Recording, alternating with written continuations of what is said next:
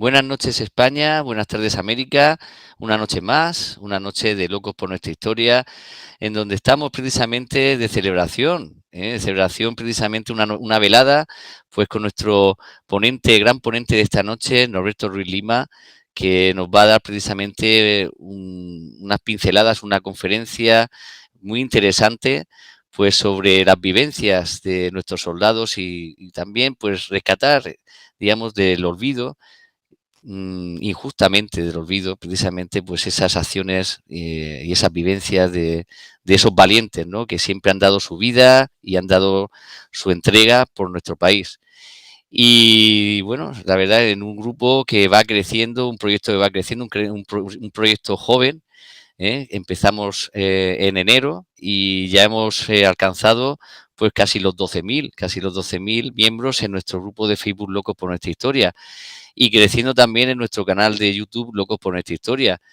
Gracias precisamente pues al esfuerzo y a la ilusión pues que llevamos tanto yo como Miguel Ángel López de la Asunción, mi amigo y cofundador de este grupo, al cual agradezco muchísimo su esfuerzo de edición y, digamos, de desvelo precisamente porque este proyecto pues alcance pues sus objetivos. Miguel Ángel López de la Asunción, que es licenciado en Filología Inglesa por la Universidad Complutense de Madrid, donde también cursó estudios de Filología Románica. Es miembro de la Asociación Española de Historia Militar, asesor histórico de la Fundación Blas de Lezo, asesor de la Federación Española de Asociaciones de Historia y miembro de honor de la Asociación de Historia de la Universidad Carlos III de Madrid y de la cuarta promoción de la Academia General Básica de Suboficiales del Ejército de Tierra.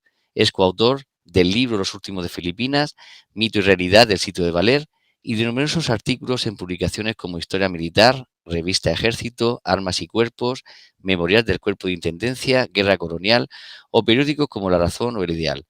Ha impartido más de 60 conferencias por toda nuestra geografía en foros tan significativos como las universidades Carlos III y Rey Juan Carlos de Madrid, la Universidad de Burgos, el Ateneo de Madrid, la Cátedra General Castaños de Sevilla o el Instituto de Historia y Cultura Militar. Asimismo, ha sido comisario de la exposición Los Últimos de Filipinas, La Gesta de Valer, 1898-1899, celebrado en la localidad de Guadalajara. Es fundador del grupo de Facebook Los Últimos de Filipinas, con más de 9.000 miembros y camino de 13 años de actividad, que es el principal foro de investigación y debate sobre la gesta de Valer y los conocidos como Los Últimos de Filipinas. Y ahora, ¿quién mejor que él mismo y que nos dé justamente su opinión y que nos explique precisamente pues su labor? Adelante, Miguel. Pues muchísimas gracias, amigo, y nada, otro fin de semana de doblete, y vaya doblete. Ayer tuvimos una conferencia fantástica sobre el arte de la guerra en los sitios, durante la Edad Media principalmente, pero al final acabamos hablando de todo tipo de sitios, todo tipo de estratagemas, de estrategias, de defensas, de armamento. Y hoy tenemos también una conferencia de historia reciente, pero ya historia, porque aunque parezca increíble, tenemos protagonistas vivos, pero que han hecho historia. Y hoy Norberto, que tengo la inmensa fortuna de contar con su amistad, somos amigos y yo tengo por él una gran admiración, porque aparte de un fantástico militar, es un fantástico periodista y un fantástico novelista. Y yo estoy hoy muy orgulloso y muy contento de contar con él aquí.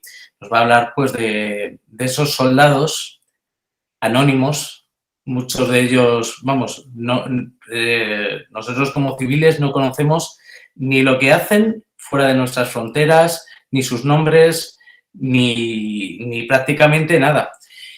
Pero les debemos mucho. Gracias a su labor diaria, a estar 6 meses alejados de la familia, arriesgándose, poniéndose en peligro para que nosotros podamos estar en casa pues disfrutando tranquilamente de nuestra vida cotidiana.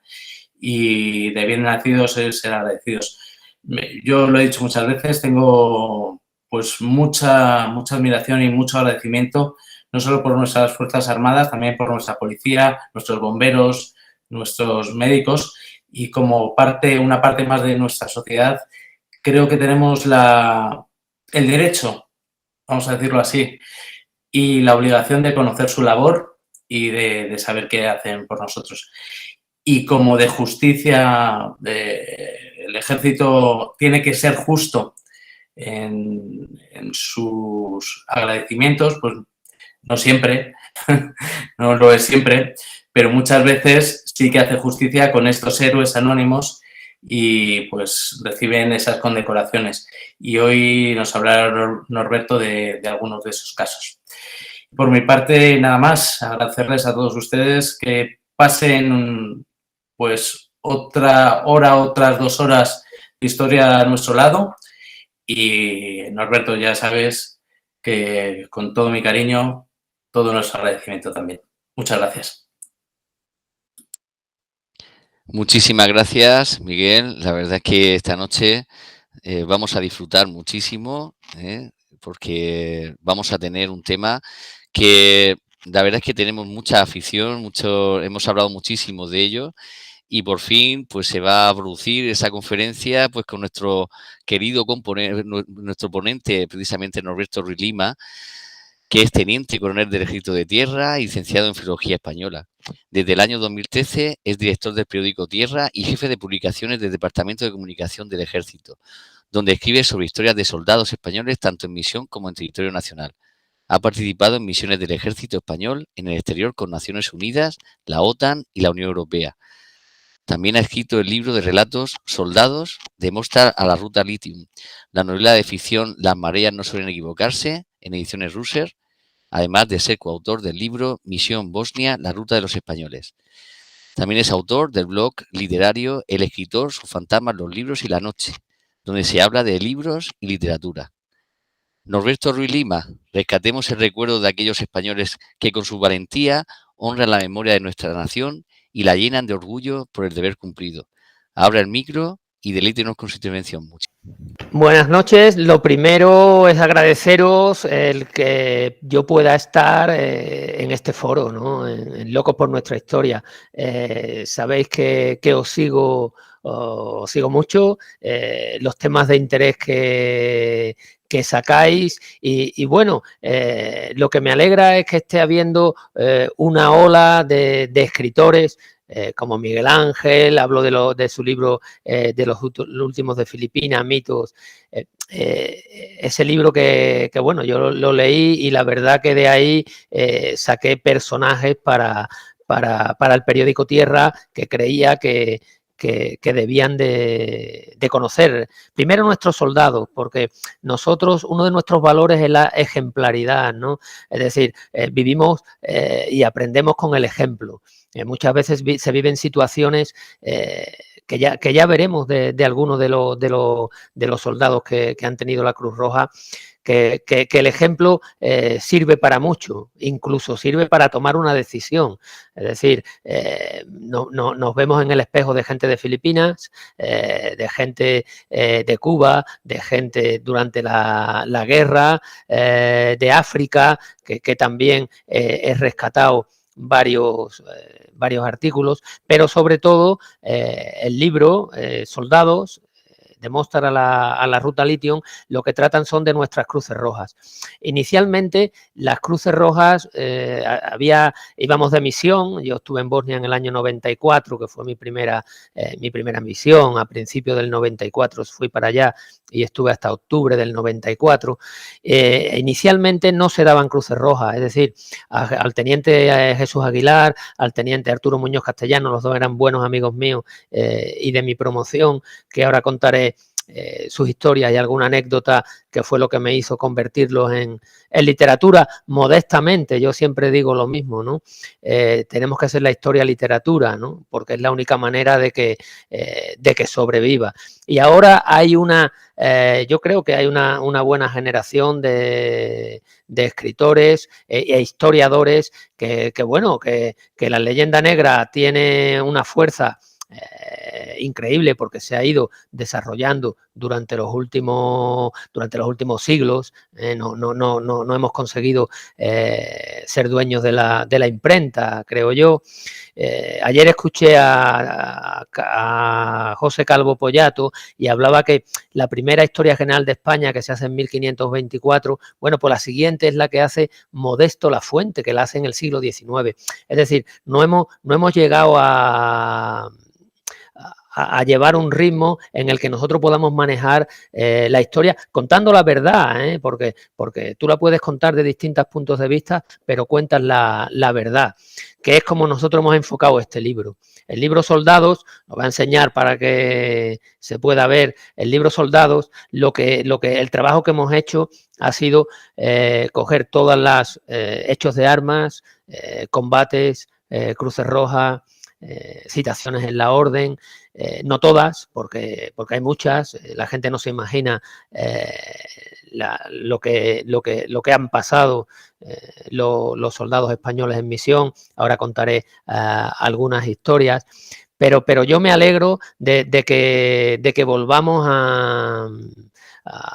y le doy las gracias a todos, a Alfonso, a Miguel, a todos, a Juan José, a todos los que están trabajando y sacando a la luz la historia, pero la historia de España desde el principio hasta el final, ¿no?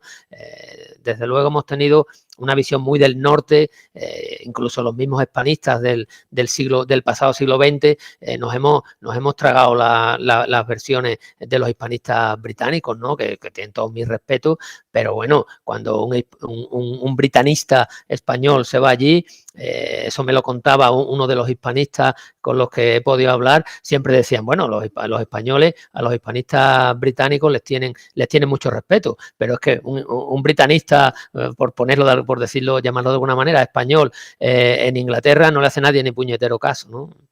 Permitidme que suelte alguna palabra mala de vez en cuando, porque bueno, soy militar, coño, y de vez en cuando me sale del alma, pero sí que yo me alegro de eso, porque sobre todo a partir desde el 98 hay un pesimismo generalizado e incluso Galdós lucha contra ese pesimismo. Hay un texto de Galdós que si queréis os leo un poco para que veáis que nosotros tenemos que escribir nuestra historia, lo tenemos que hacer nosotros, que es bueno que los demás vengan y vengan de cualquier país, que venga Richard Kapuscinski y se pasee por media África y cuente su punto de vista, pero el punto de vista también lo tenemos que contar nosotros. Es decir, el punto de vista de la India no lo conocemos el punto de vista británico de Kipling o bueno, incluso los premios Nobel que dan a un señor indio escribe en inglés, a un tanzano que le han dado ahora escribe en inglés, de por qué surge este libro y por qué están surgiendo todos los libros, ¿no? En esta nueva ola que yo creo que es difícil luchar contra lo que ya está viniendo, y contaba que en el año 98 el mismísimo Galdós pues explicaba y luchaba contra eso. Y hay un texto que leo un poquito, cómo empieza, para que veáis lo que a mí me impulsa a escribir sobre estas historias, porque si no se olvidan. Estamos buscando ahora, porque estamos trabajando sobre el Alcántara ahí en el Tierra, y claro, ya el último soldado de Alcántara murió en el año 94.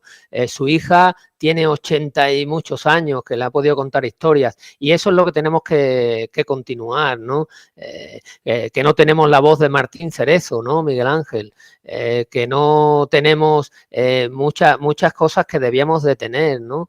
Afortunadamente Martín Cerezo escribió el libro por los motivos que sabe mejor que yo Miguel Ángel, pero nos faltan, se nos va muriendo la gente y no conseguimos y eso es lo que yo no quería que ocurriera. Lo que quería yo era que estos soldados que se han jugado la vida, que han hecho unas misiones increíbles y que alguien lo escriba, que permanezcan en un periódico, porque también me gustan los periódicos, dirijo el periódico Tierra, como has dicho, Alfonso, y me gusta el periódico que vaya, porque, por ejemplo, la campaña de Melilla la vivimos hora a hora con el telegrama del RIF. Yo he estado leyendo el telegrama del RIF, que por cierto, Carmen de Burgos escribió ahí y murió un día, tal día como hoy. Una escritora que bueno, que yo espero que la recuperemos nuevamente, ¿no? Que cae un poco en el olvido y es para especialistas, pero yo creo que merece la pena. Escritoras pues como Carmen de Burgos, Emilia Serrano, que han sido, bueno, gente que no, que se salieron de del lugar que la sociedad le daba y sin embargo pues consiguieron, luchando contra todo, pues hacerlo. Y a eso me refería. El texto de Galdós empieza así, ¿no? Dice: no comparto el derrotismo, ¿no? Se ha ejercido tanto la crítica negativa que hemos llegado a la insana costumbre de creernos un pueblo de estériles, absolutamente inepto para todo. No sería malo suspender la crítica negativa, dedicándonos todos, aunque ello parezca extraño, a infundir ánimos al enfermo.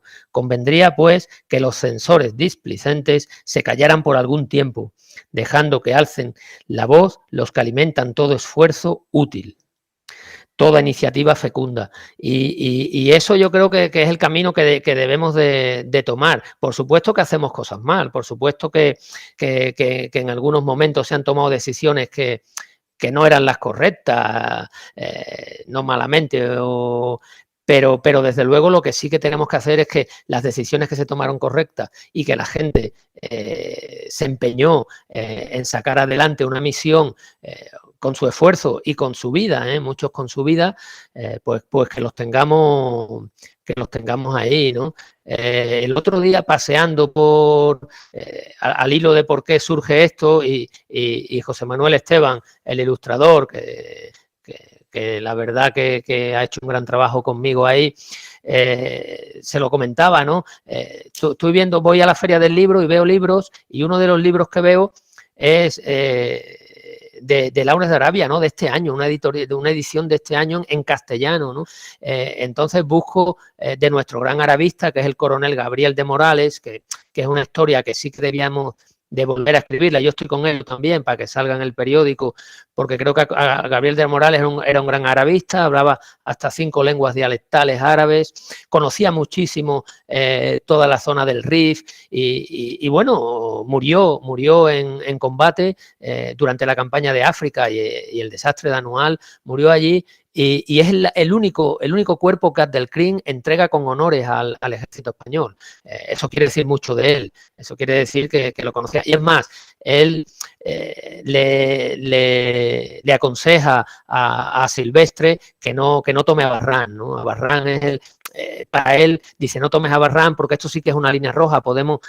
Vamos bien, vamos por buen camino, ¿no? Porque ahí todo era no todo, pero bastante de lo que se hacía mediante acuerdos, ¿no? Con los jefes tribales, ¿no?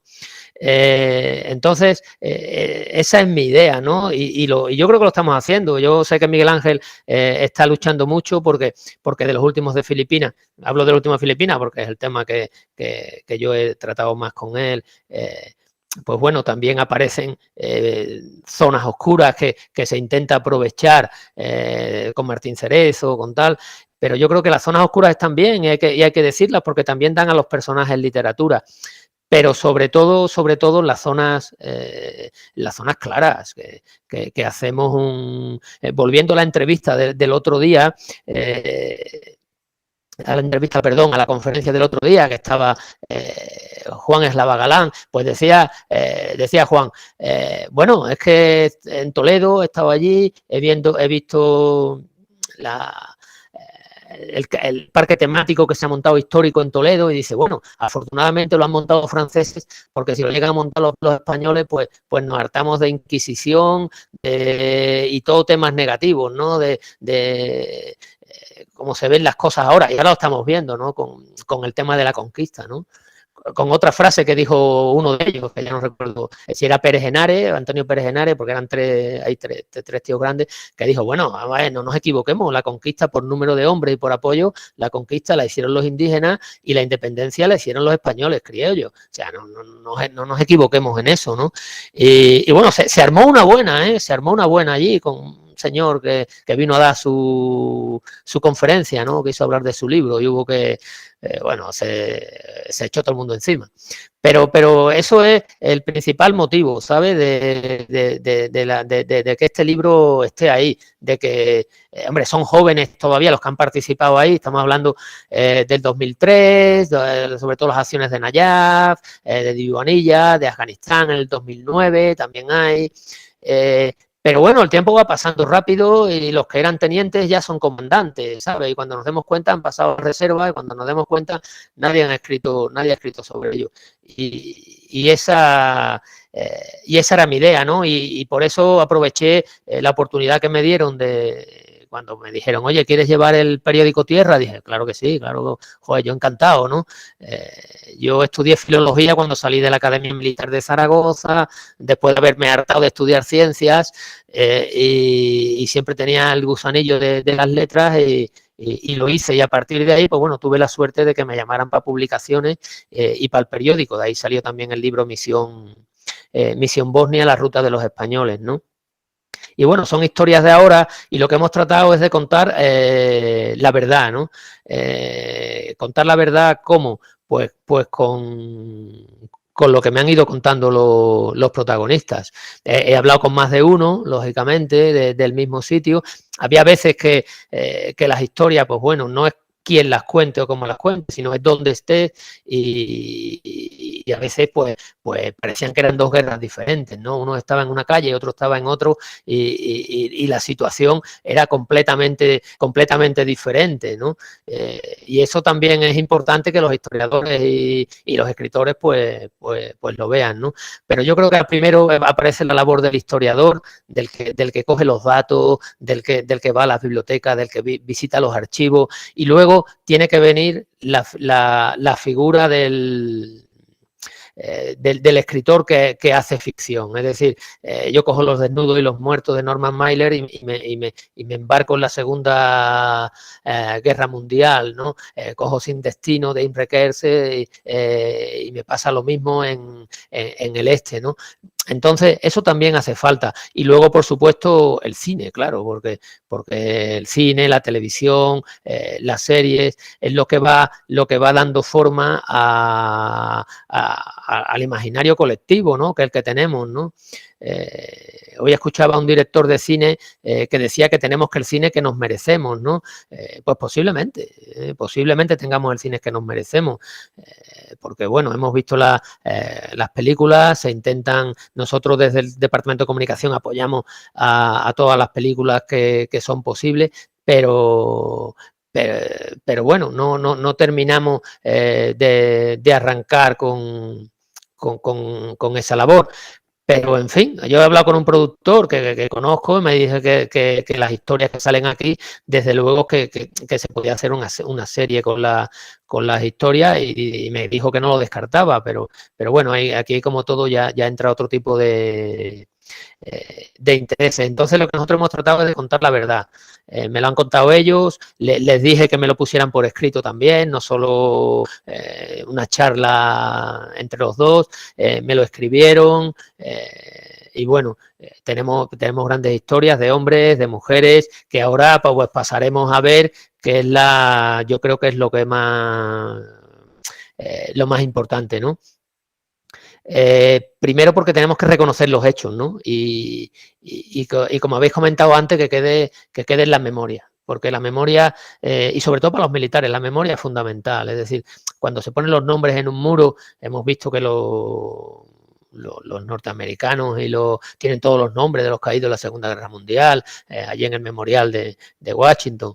Los británicos también lo tienen y nosotros también debemos de hacerlo, ¿no? Ahora estamos haciendo un especial de Afganistán donde vamos a poner la historia de Afganistán de estos 20 años que hemos estado allí y aparte los 102 nombres de las personas, más los 2 intérpretes de los caídos allí que merecen tener su sitio, ¿no? Y que estén en nuestra memoria, ¿no? Porque cuando dicen que cuando sopla el viento del olvido mata, ¿no? Y es cierto, mueren una vez, pero mueren luchando por sus valores, por lo que creen, y a veces, muchas veces no sabes por qué estar allí, ¿no? Que te preguntas, nos lo hemos preguntado todos, ¿qué demonios hago yo aquí, en medio de esto, y tal? Y te centras y dices, pues mi misión es esta, lo primero es la misión, y es lo que tengo que hacer, ¿no? Es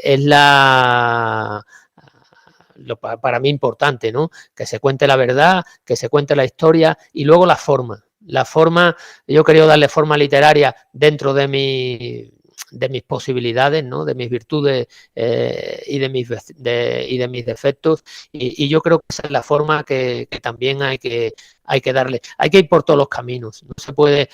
Yo cuando he dicho tenemos que hacer una épica de los tercios españoles, que no es difícil, o una épica de nuestra guerra de Cuba y Filipinas. Pero claro, para ello necesitamos, pues como han hecho los norteamericanos, 3.000 películas del oeste, ¿no? Y que incluso nuestros propios escritores, porque mi abuelo solo leía, me acuerdo que se sentaba en la antesala allí con un montón de pilistras y un montón donde daba mucho el fresco allí en Sanlúcar de Barrameda, en Cádiz, y se sentaba con un montón de libros que tenía de Marcial Lafuente Estefanía. Es decir, nosotros mismos hemos creado esa épica del oeste, que no la hemos conseguido crear para nosotros. Con Flandes no es difícil, y digo que no es difícil porque los mismos autores estuvieron allí. Es decir, los grandes capitanes, casi todos escribieron. Eso hace que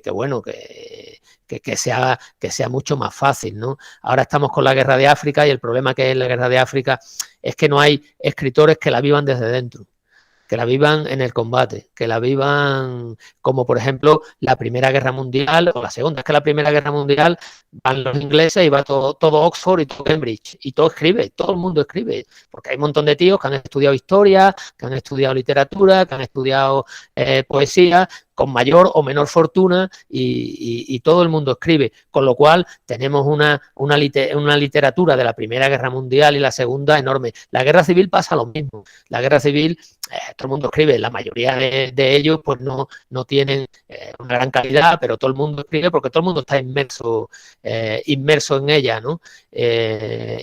Bueno, y cada bando ya se encarga también de hacer su propia propaganda, ¿no? Pero sí es cierto que, por ejemplo, en determinadas guerras, pues nos falta, y es bueno que lo tengamos. Yo creo que el trabajo que se está haciendo ahora por parte de historiadores y escritores es un trabajo importante y que a mí me alegra muchísimo, ¿no? Luego, continuando con esto, ¿por qué le he puesto soldados? Es que yo creo que la palabra soldados ha ido, a lo largo del tiempo, ha ido degenerando, ¿no? Pues bueno, el significado de las palabras y las semánticas de las palabras van cambiando, y un soldado de los tercios a nadie se le hubiera ocurrido llamar el soldadito, porque te da un guantazo con la mano derecha o con la mano izquierda, como te coja, a un soldado de los tercios te clava la pica donde pueda, y sin embargo, a principios de siglo sí se impone a principios del siglo XX, claro, ya estamos en el XXI, que está cambiando un poco, y de hecho, pues es mi palabra de decir, no, lo vamos a poner, el título se va a llamar Soldados. Cuando a un británico le dicen cuál es su profesión, dice I'm a soldier, es un soldado. Cuando a nosotros nos dicen cuál es nuestra profesión, nadie dice soy un soldado. ¿Por qué? ¿Por qué no? Todo el mundo dice, soy militar, soy tal. Yo muchas veces siempre pongo el ejemplo, ¿no? Aquí vamos a terminar diciendo, soy Íñigo de Montoya, tú mataste a mi padre, prepárate a morir, ¿no? Y no es eso, ¿no? La palabra soldado, y todo eso viene de principios del siglo XX, ¿no? Sobre todo con la guerra de África. Carmen de Burgos, que he hablado de ella, no con ella, que hoy se cumplía su fallecimiento, escribió en el telegrama de Melilla y sí que sacaba mucho esa palabra, ¿no? Del soldadito, y bueno, hay veces que no estaba preparado, que venía del campo, que se libraban los que sabían leer y escribir, entonces no había gente, y bueno, en ciertas cosas tiene razón, y Miguel Ángel lo sabe, pero hay soldados, y había soldados en ese momento que tenían, bueno, en Valer había uno que tenía 5 cruces rojas. Es que, joder, las acciones de las cruces rojas no se la dan a cualquiera. Que te den 5 quiere decir que ha estado en 5 combates estratosféricos, vamos, por no decir espeluznantes. Entonces, eso también ha ido calando a lo mejor el servicio militar, pues bueno, una serie de situaciones que ahora, pues desde luego, ya no. Ya no, o sea, ahora uno habla de un soldado, de los soldados que están en el libro, y bueno, veis lo que hacen, veis la preparación que tienen, veis la toma de decisiones que pueden hacer en determinadas situaciones que están solos, y eso para mí era importante, era importante. Entonces, pues bueno, esa es la palabra soldado, ¿no? Hay un caso que es el de Louis Sans Welling, Miguel Ángel, que hay un soldado que yo he intentado al teniente Louis Sans Welling, es un teniente de infantería que está estamos hablando de Filipinas, ¿no? De Cuba, era en Cuba. Y en Cangaró. Y entonces este hombre lo hieren, era un chaval, tenía 19 años, lo hieren combatiendo, atraviesan la primera línea de trincheras, le pegan 3 tiros, y entonces él es el teniente, el oficial, el jefe de su sección, tienen que seguir atacando para llegar a la segunda línea de trincheras, y le pide a su soldado, que es el soldado que llevaba él al lado, ahora se lleva la radio, y antes se llevaba pues otro tipo de persona que va contigo al lado y te va diciendo, y le vas diciendo lo que hay, lo que no hay, y le dice a ese soldado que era ayudante suyo, ponme en pie, que él no puede ponerse en pie, levántame y llévame vamos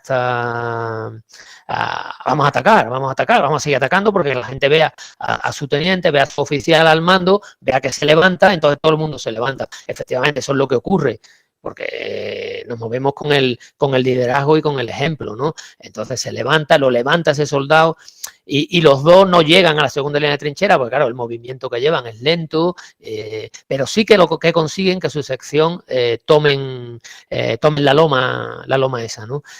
Bueno, pues he intentado saber el nombre del soldado, no lo he conseguido, a ver si algún día lo consigo, porque creo que ese soldado merece también estar es verdad que obedece la orden, que va a lo que están haciendo, pero esos soldados merecen también que se les reconozca el hecho que ha hecho, ¿no? Porque el teniente no se hubiera levantado sin su ayuda, y él se jugó la vida, y de hecho la perdió casi con toda seguridad, porque bueno, ya aquello ya digo que no tenemos los nombres, y bueno, y esas historias son las que hay que seguir recuperando, ¿no? Esas historias son las que hay que seguir recuperando. Y luego el libro, pues bueno, por una deformación profesional, está lleno de guiños literarios, ¿no? Muchísimos, hay muchísimos guiños literarios que lo iréis viendo, ¿no? Hay unos combates en Ludina, ¿no? A mí me dicen, cuando estoy hablando con el Cruz Roja, hablo de Cruz Roja teniente que le dan la Cruz Roja, que me dice, bueno, es que estábamos en Ludina y en Ludina lo que hacía, no había nada, estábamos en la oscuridad, por supuesto era de noche, todos los movimientos y todo, pues como sabéis, se hacen de noche. Tanto los malos atacan de noche y los buenos también atacan de noche, se defienden de noche y cuando llegan me dice, allí solamente había viento y digo, joder, Ludina, pues esto es Juan Rulfo, esto es Lubina de Juan Rulfo, ¿no? A Lubina solo sube el viento, ¿no? Dicen los de Lubina que de aquella barranca suben los sueños, ¿no? Pero lo único que yo vi fue subir al viento. Bueno, pues están llenos de esos guiños, ¿no? Y si queréis, empiezo a contar algunas historias, ¿no? Y voy a contar empezando por dos grandes amigos míos. Yo aquí tengo tres experiencias cercanas, que son la de Arturo Muñoz Castellano, la de Jesús Aguilar y la de Fernando Casas. También luego conocí a la familia de Fernando Casas. Fernando Casas murió estando yo allí en Bosnia, era de operaciones especiales. Era un auténtico soldado de operaciones especiales, un tío grande, un tío, bueno, como son los de operaciones especiales, ya os lo podéis imaginar, ¿no? Y cuando hablo con Carmen, la viuda de Jesús, le digo, mira, voy a sacar la historia de Jesús, tú quieres que lo saque, porque hombre, yo entiendo que tengo que hablar contigo primero antes de sacarlo, porque bueno, tú eres la persona que era su mujer, lo quería, tenían los dos 26 años, llevaban de casados unos meses, 3 meses, bueno, una historia, literatura pura, ¿no? Y entonces me dice, entre lo que me va contando, me dice, bueno, yo estaba con Jesús y tal, entonces muere Arturo Muñoz Castellano, que era de nuestra misma promoción, muere allí en mayo y le dicen a Jesús Aguilar que se tiene que incorporar, que han matado al teniente de la Legión allí en Bosnia. Él es legionario, él está en Melilla, él siempre quiso ir siempre quiso ir a la Legión, desde que era cadete de primero. Recuerdo yo que siempre decía, cuando le preguntaban, ¿tú a qué arma vas ahí? Infantería, artillería, nunca contestaba eso, siempre decía, yo a la Legión.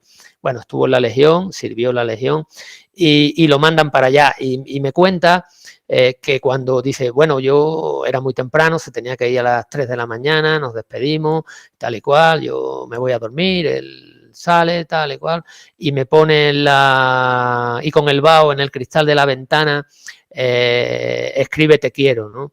Entonces digo, joder, qué literario es eso, ¿no? Una persona que se despide, bueno, todo el mundo piensa que va a volver y va a venir, ¿no? Y va a tener una vida normal, y va a tener hijos, y que todo eso, pues bueno, desgraciadamente, pues se corta cuando pasa una situación como esta. Y entonces dije yo, bueno, pues voy a escribir tu historia y voy a empezar a partir de ahí, ¿no? Y entonces empiezo con las despedidas, porque yo creo que hay dos cosas que nos definen mucho a las personas, ¿no? Una es los encuentros y otra es las despedidas, ¿no? Cuando te encuentras con alguien, a lo mejor que no has visto mucho tiempo, o cuando lo conoces por primera vez. Y otra es la despedida. Las despedidas nos definen mucho y definen nuestro estado, ¿no? Definen cómo estamos. Bueno, yo he tenido que hacer muchas despedidas, como muchos militares, ¿no? Que hemos ido para 7, 8 meses por ahí. Y las despedidas, y la despedida de Jesús era increíble, ¿no?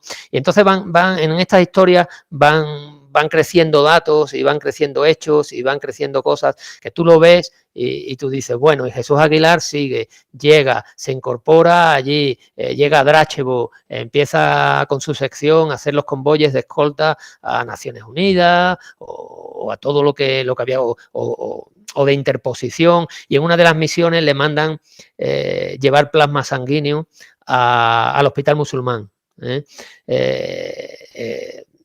Había muchos problemas entre unos hospitales y otros, el hospital croata y el hospital musulmán, y una de las cosas que hacíamos nosotros era pasar el plasma sanguíneo, pues cuando si un hospital había un poco más, pues se le pedía, joder, mira que hay mucha gente que está en el otro lado, había problemas porque era una guerra civil y todo el mundo se puede imaginar lo que es una guerra civil, pero bueno, entonces él tiene que cruzar un puente, que por eso yo siempre digo que todos tenemos un puente Tito que cruzar, ¿no?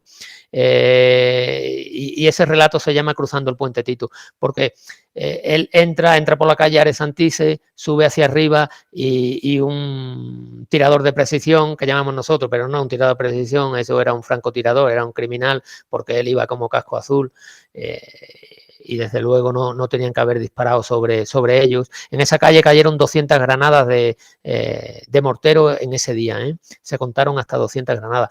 Entonces, pues bueno, recibe un tiro de un francotirador desde la zona croata, de la bosnio-croata. Él no llega a entrar al puente Tito, pero su sección sí. Cruza el puente Tito, llegan al hospital, entregan el plasma sanguíneo y esa es la historia y salva muchas vidas, porque había allí, como yo decía, aquí todo el mundo está herido, aquí no hay nadie que no está herido, o bien por fuera o bien por dentro, ¿no? Hay muchísimas historias allí, luego está la de Arturo.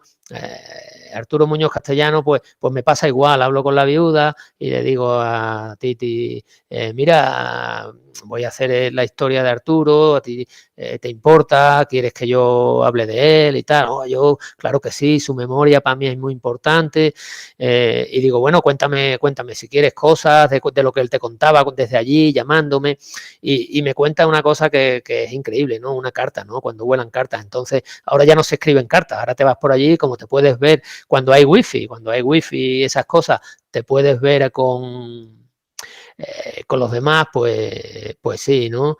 Con la familia, pues no tienes problema, pero antes no era así, antes teníamos 5 minutos a la semana con un zapatófono verde de estos militares, y escribíamos cartas, ¿no? Y Naciones Unidas se encargaba eran unos sobres azules, ¿no? Yo siempre lo identificaba con García Lorca, ¿no? Cuando hablaba de madre, cuando yo muera, pon telegramas azules que vayan de sur a norte, ¿no? Entonces, ese telegrama, no, un telegrama, era una carta en un folio que tú doblabas en 3 trozos y por un lado ya podías poner la dirección y ponía Naciones Unidas. Era una carta muy bonita, cuando la mandaba porque la recibía, pues yo creo, me imagino que, pues ella, el día antes de morir, Arturo escribe una carta y le dice que bueno, que esté tranquila, que la situación, bueno, lo que decimos todos, ¿no? Hombre, no vamos a poner los pelos de punta a todo el mundo, ¿no? Sino, mira, estamos bien, estamos comiendo con nuestra misión, mi gente es increíble, tengo unos soldados acojonantes, me tratan muy bien, me cuidan mucho, no sé qué, no sé cuánto. Y claro, al día siguiente sale de misión. Y la carta le llega a ella 15 días después de que Arturo Muñoz Castellanos esté muerto, haya muerto. Y entonces me dice, yo nunca he podido volver a leer esa carta. Yo no tengo esa carta, la guardo, pero no he podido leer esa carta. Y claro, yo lo pienso y digo, joder, macho, es que si hay algo más literario que una carta, que haya tenido esa vicisitud de que se haya montado en un avión, en un Hércules, en Divulge y haya atravesado el Adriático, el Mediterráneo, haya llegado a Madrid. Bueno, yo vivían entonces en Ceuta, él estaba en la Legión también y vivían en Ceuta, haya llegado hasta Ceuta y la tenga la mujer, pues bueno, para mí eso era súper literario. Y luego ya la aventura, pues bueno, él sale con sus vehículos, sale con su blindado, llevan convoy y tienen varias misiones. Una misión que no sabía nadie, que era que tenían que sacar de un sitio a un sacerdote croata, porque cuando empiezan las guerras ideológicas y las guerras, pues uno se va agarrando a lo que sea, ¿no? Y entonces, y sabemos que la religión es uno de los hechos que donde uno se agarra a las banderas, no sé cómo explicarlo, ¿no? Entonces, pues bueno, este hombre estaba en peligro su vida porque, claro, una de las cosas que se ataca rápido es lo que une, y la religión, ya fueran ortodoxos, que eran los serbios, ya fueran católicos, que eran los croatas, o ya fueran musulmanes, en mayoría bosniaca. Luego había muchos matrimonios mixtos, ¿eh? No creáis que aquello era, estaban totalmente separados, que va, aquello lo separa la violencia. Entonces, la violencia hace que la gente se vaya a un extremo y al otro. No hay y además elijan dos bandos, ¿no? Lo que decía Chávez Nogales, es que yo no quiero ni un bando ni otro, es que yo estoy fuera de ahí, yo estoy en el centro. No, cuando hay violencia todo el mundo elige y es así. Entonces él se va a recoger a este sacerdote que estaba en peligro, cumple con su misión y lo recoge, y tiene que llevar también sangre, plasma sanguíneo al hospital croata. Esta vez era al hospital croata. Jesús lo llevaba al hospital musulmán y a nosotros nos daba igual, siempre decíamos lo mismo, ¿no? Nosotros no nos importa si es culpable o si es inocente. A nosotros lo que nos importa es que sufre, ¿no? Miguel de Cervantes lo escribe muy bien. Miguel de Cervantes pasa a la historia por muchas cosas, pero una de ellas es por el humanismo, ¿no? Y yo creo que eso lo hemos llevado siempre los soldados españoles. Cuando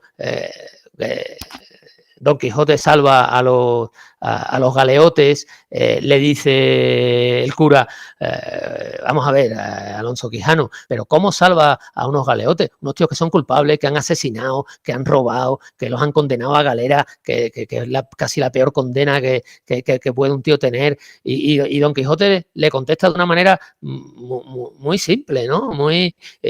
Como muy humanista, ¿no?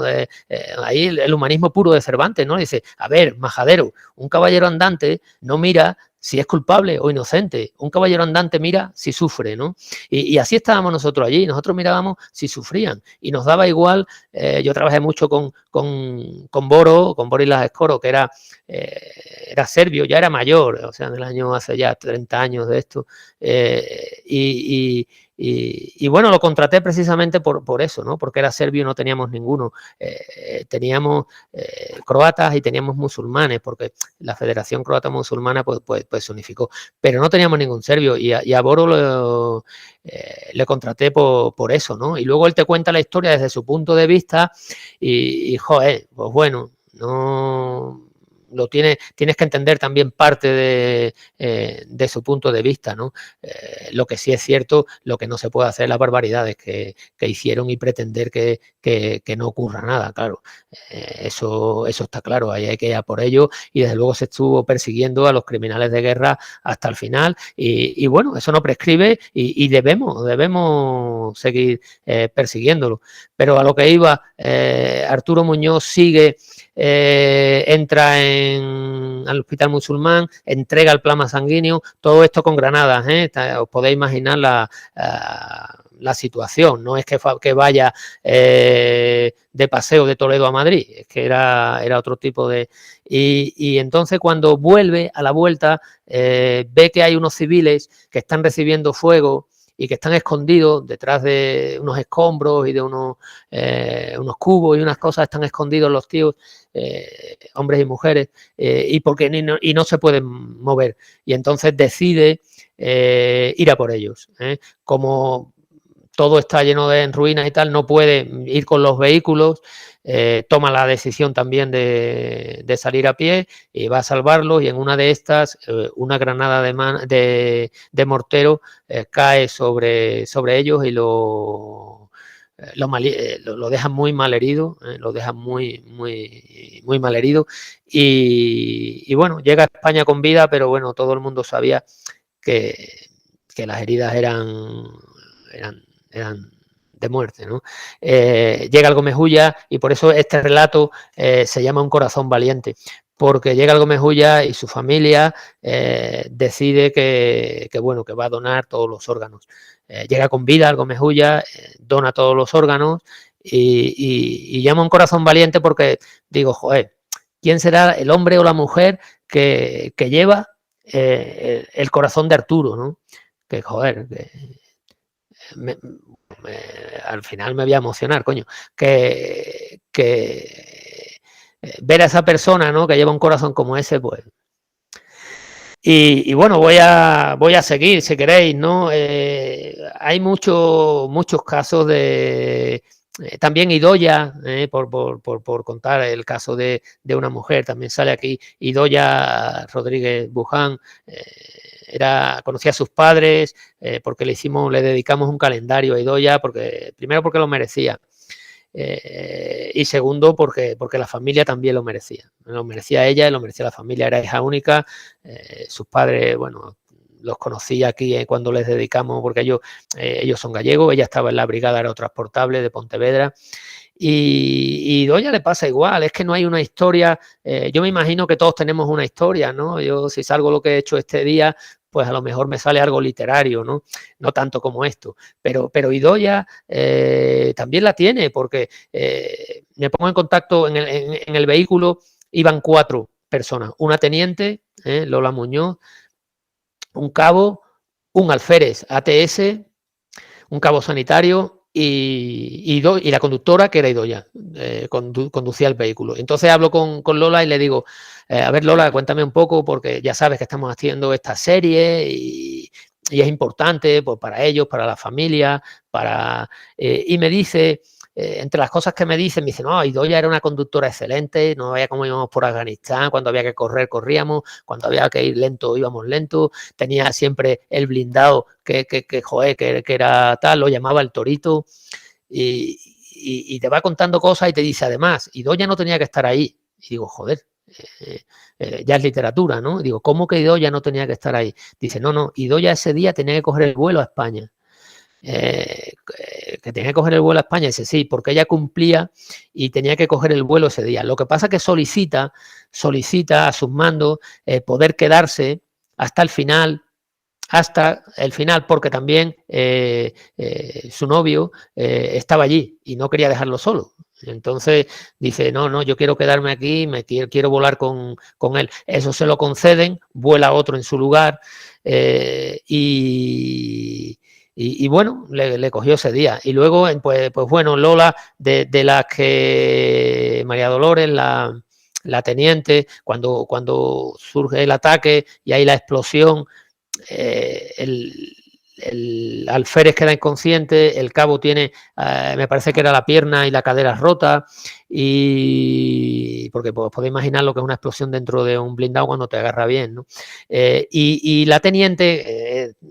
por el sitio donde estaba sentada, porque el IED, el explosivo improvisado que montaban esta gente, y cada vez lo montaban con una mayor cantidad de explosivos, porque conforme tú haces el blindado, pues los malos hacen las bombas diferentes, y si blindas más, pues ellos lo hacen de otra manera, y bueno, no son como decía Lorenzo Silva en el nombre de los nuestros, ¿no? Hablando de la guerra hablando de Anual, dice es que la inteligencia está muy bien repartida, ¿no? Pues la inteligencia está muy bien repartida, ¿no? Y con eso también contamos y también trabajamos, ¿no? Con las hipótesis más favorables, las hipótesis más peligrosas, ¿no? Y en ese caso, pues bueno, la teniente sale, lo primero que hace es ver cómo está su gente, ve que el que está herido le dice, ¿estás bien? Háblame, dime algo, ¿cómo te llamas? ¿Quién eres? ¿Quién soy yo? ¿Me reconoces? Tal, el tío está bien, dentro de lo que cabe, porque luego, claro, luego tuvo que salir a España, ir al hospital y lo operaron y eso. Y luego el alférez, el ATS estaba inconsciente, intenta lo mismo, intenta recuperarlo, intenta ver qué heridas tiene, ve que no está mal del todo, y entonces va a ver a Idoia. Y cuando se acerca a Idoia, todo esto, imaginaos cómo va, ¿no? Porque yo lo cuento, pero tenéis que ver cómo va andando, cómo va, que todo es oscuro, que la situación pues no es la que es. Y cuando va donde va Idoia, pues ve que todavía vive, pero que está muy mal herida también, ¿no? Y entonces te lo va contando y me dice bueno, pues es que quedaban 10 minutos para que dieran las 5 de la tarde, ¿no? Y claro, pues es que ya aquí la literatura se va enlazando, ¿no? No tenía que estar allí, ella lo solicita, pues joder, pues ya es, porque con las ganas que tiene uno muchas veces de ver a la familia, de ver a su mujer, de ver a sus hijos y de ver a tal y decir, coño, llevo aquí 6 meses, pero bueno, me voy a quedar más tiempo porque quiero irme con la persona que quiero, ¿no? Entonces se va juntando y cuando me dice lo de los 10 minutos, pues me pasa igual. Digo, joder, las 5 de la tarde, las 5 en punto de la tarde, el niño con la sábana blanca, la lleva a Ignacio Sánchez Mejía a las 5 en punto de la tarde. Entonces, todo eso se va sumando en los relatos, ¿no? Hay otro que es un relato también que a mí me gustó mucho porque que se trata en busca de un compañero caído, ¿no?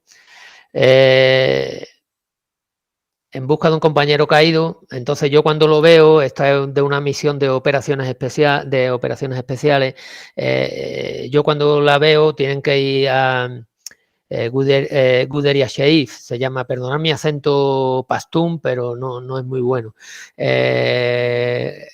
Tienen que ir allí a un pueblo que se llama Guderiya Sheif, donde tienen que recoger un cadáver, el cadáver de un compañero. Y pienso, bueno, tienen que ir a recoger el cadáver de un compañero. Van en apoyo de la policía afgana. Apoyan a la policía afgana. Ahora es triste todo lo que ha pasado, ¿no?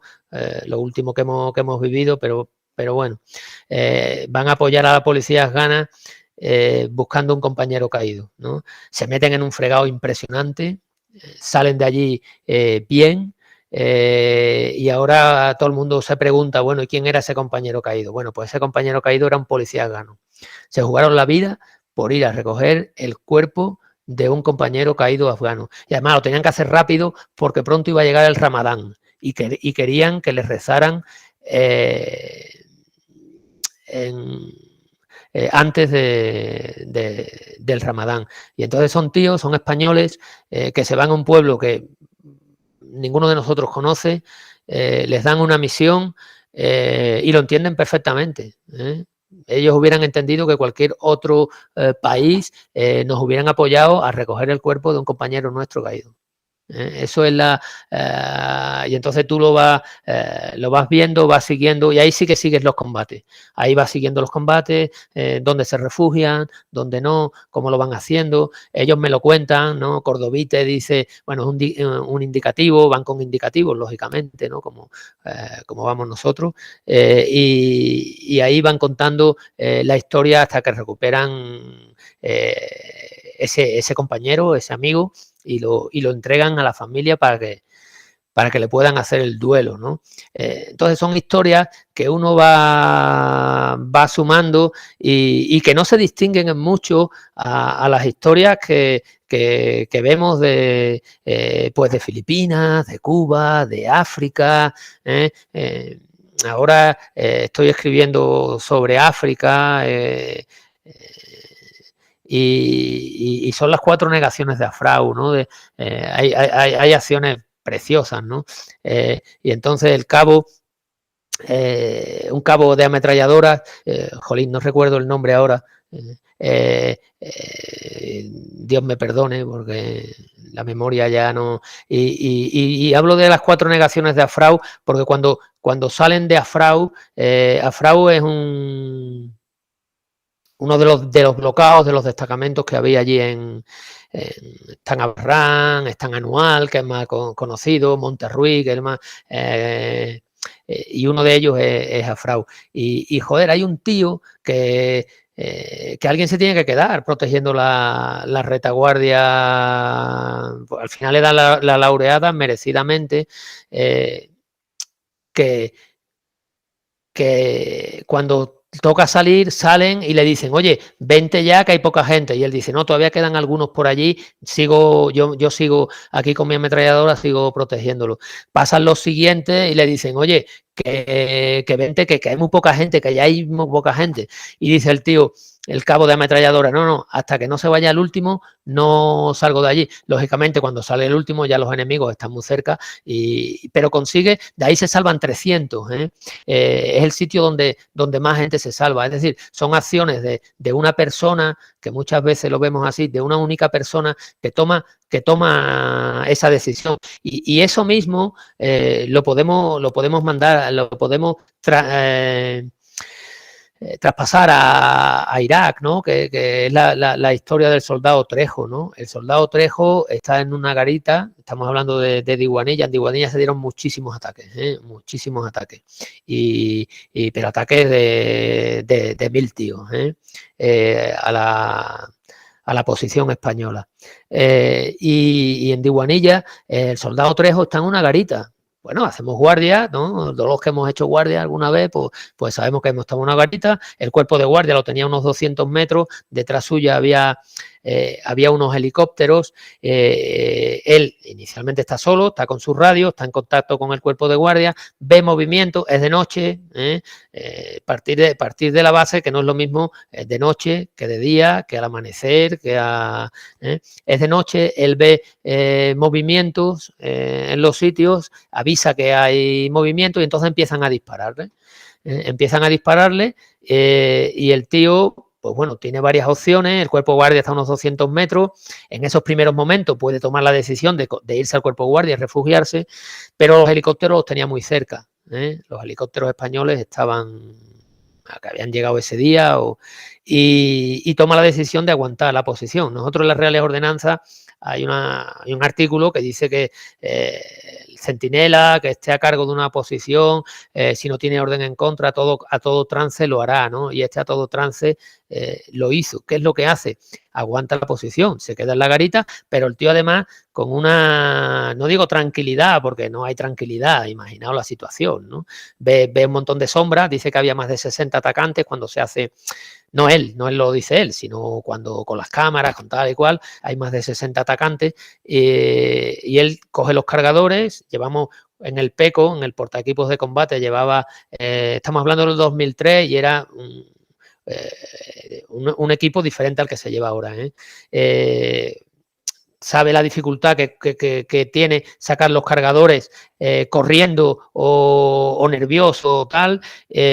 Coge los 4 cargadores, los va sacando, los pone encima de los sacos terreros, se quita el peco para estar un poco más cómodo, se pone el antibala, se pone bien el casco y se pone el fusil tiro a tiro, porque sabe que tiene que ahorrar munición, porque tal como están pasándolo en el cuerpo de guardia, que también lo estaban atacando, no pueden salir a apoyarle todavía, y sabe que tardarán unos 10 minutos hasta que vengan vehículos. En el momento que vengan vehículos y vengan otro tipo de armamento más contundente, pues lo pueden apoyar.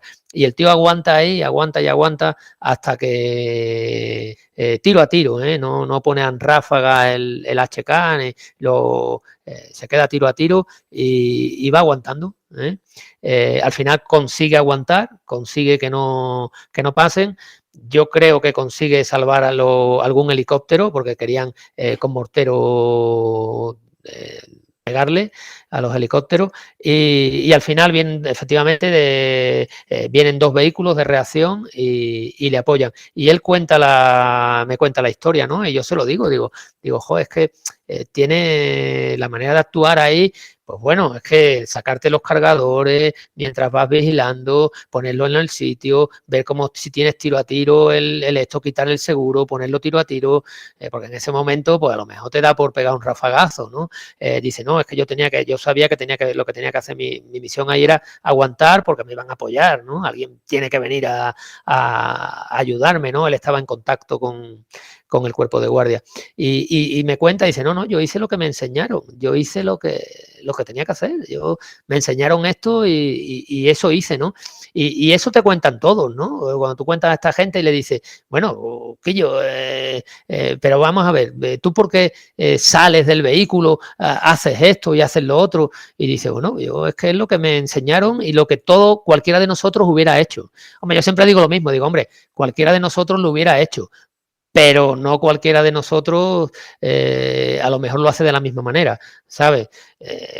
También ahí es cierto que la preparación es fundamental, el adiestramiento, la instrucción, es decir, cuando hay que hacer un cuerpo a tierra de manera instintiva tienes que hacerlo, porque como no lo hagas en su momento y el otro lo sabe hacer mejor que tú, ya ya no lo cuentas.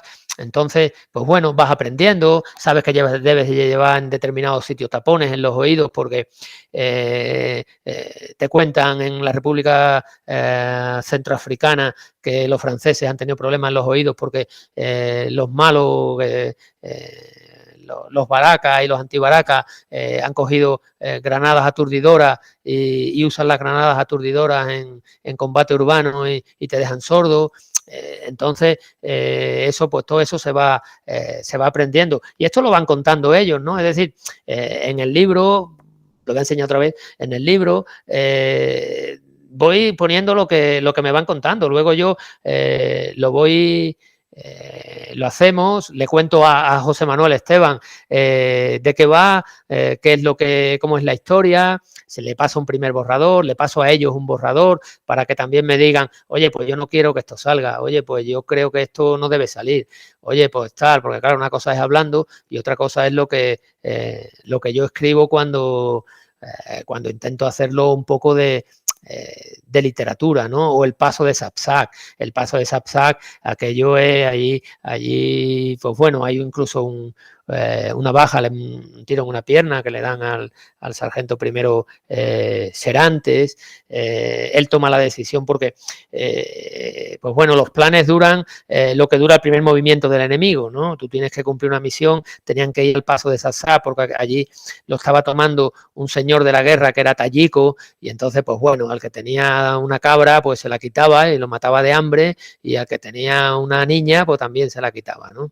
Y entonces deciden que a ese señor de la guerra, pues el paso de Sapsac es un paso fundamental porque es un paso entre una zona y otra, es un paso comercial. Afganistán siempre ha sido un paso comercial, desde el río Oxus y lo sigue siendo, desde la ruta de la seda, cuando Alejandro llega y cruza el río Oxus, hasta hoy día, ¿no? Lo han comprobado los británicos, lo comprobaron los soviéticos y bueno, es una zona que... y luego estamos repartidas, muchas tribus, con distintas concepciones de lo que es la sociedad y eso también hay que aprenderlo, ¿no? Entonces, el paso de Sapsac es una zona que dice, no, esto hay que tomarlo porque si no asfixian a mucha gente que no puede ir con lo poco que tiene a venderlo al otro lado del paso porque se lo quitan estos tíos o le quitan la parte que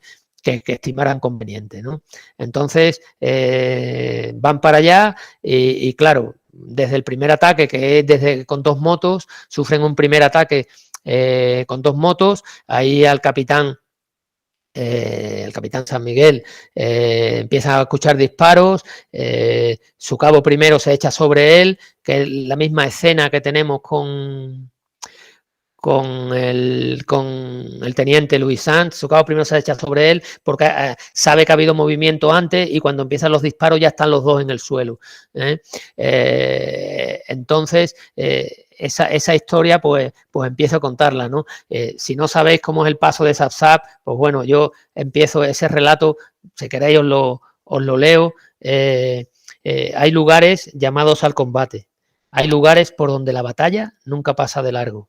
Hay lugares empeñados en ver volar la primera bala y la última. Hay lugares, arterias de todo contacto social, paso obligado de viajeros y mercancías, que no pueden ser nunca dominados por extorsionadores, insurgentes o señores de la guerra. Hay lugares que parece que giran a la vez que el planeta, pero que de vez en cuando el tiempo los detiene para envolverlos en el estrépito de la batalla. Hay lugares como el paso de Sapsac, en Afganistán. El paso de Sapsac, ¿no? es puerto obligado para alcanzar Bala Murghab y toda la zona norte. Por eso digo que ahí sí que... y bueno, voy contando la batalla, se refugian tras un muro de adobe de un cementerio. Uno de los vehículos, que es el del sargento primero, que lo que hace es envolver por un lado y van a desalojar al enemigo de una posición, porque ahí lo que se trataba es de ir desalojándolo e ir tomando posiciones para echarlo de la zona esa. Una de las ametralladoras se interrumpe, no pueden ponerla en marcha, le están recibiendo muchísimo fuego por todos lados sin poder responder, porque si responde desde el vehículo, pues bien, pero si no puede responder, entonces toman la decisión de salir del vehículo y contraatacar. Eso hacen, contraatacan, desalojan al enemigo y en una de esas, pues Serante recibe un balazo en un muslo, ¿no? Él no lo nota al principio y el cabo que va con él le dice: mi sargento primero, parece que tiene sangre en una pierna. Y dice, él la mira, se toca, lógicamente ya ve el agujero y dice: coño, me han dado, ¿no? Pues lo mismo que esa frase también, coño, me han dado, también la pongo en el libro porque me parece muy literaria. Es decir, porque es la frase que no se puede decir otra frase en ese sitio, no se puede decir otra. Es la que hay que decir y es la que yo tengo que escribir, ¿no?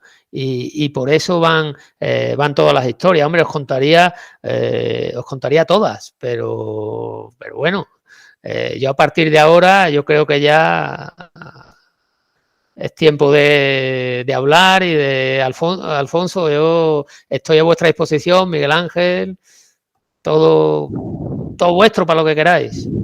Muchísimas gracias, Norberto. De verdad que ha sido una exposición donde hemos descubierto muchísimas historias de varios continentes, porque precisamente la misión de paz de nuestros soldados pues es una de las misiones más extensas, ¿no? Entre todos los ejércitos aliados. Hemos estado en muchísimos continentes. Desde El Salvador, estamos en Colombia con el tema de las minas, en todos lados. O sea, América, Asia, África, por supuesto, Mali, República Centroafricana, Somalia. Ahora estamos, todo el norte del Sahel. Es importante. Yo he llegado hace poco de Mali y conozco bastante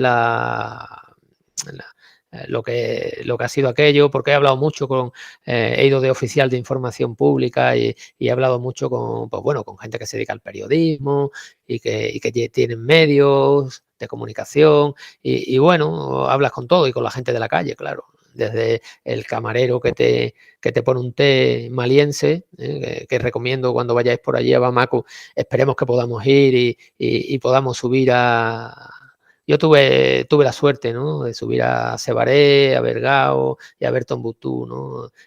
Tombuctú, la gran biblioteca de Tombuctú a la que yo adoro, porque es la biblioteca de Córdoba, la gran biblioteca de Córdoba. Llega la familia Keita, es una familia que desde 1500 llegó con los libros, no, anterior, 1300, eran descendientes de Huitiza, Keitiza, y fue cambiando a Keita, ¿no? Y esos descendientes de Huitiza, que era godo y ahora luego se pasaron a la religión islámica estando en España, estando en Córdoba, y luego cogieron esa gran biblioteca y se la llevaron cuando Córdoba, cuando cae el califato y cae todo, se viene abajo por la Reconquista, esa gran biblioteca se la llevan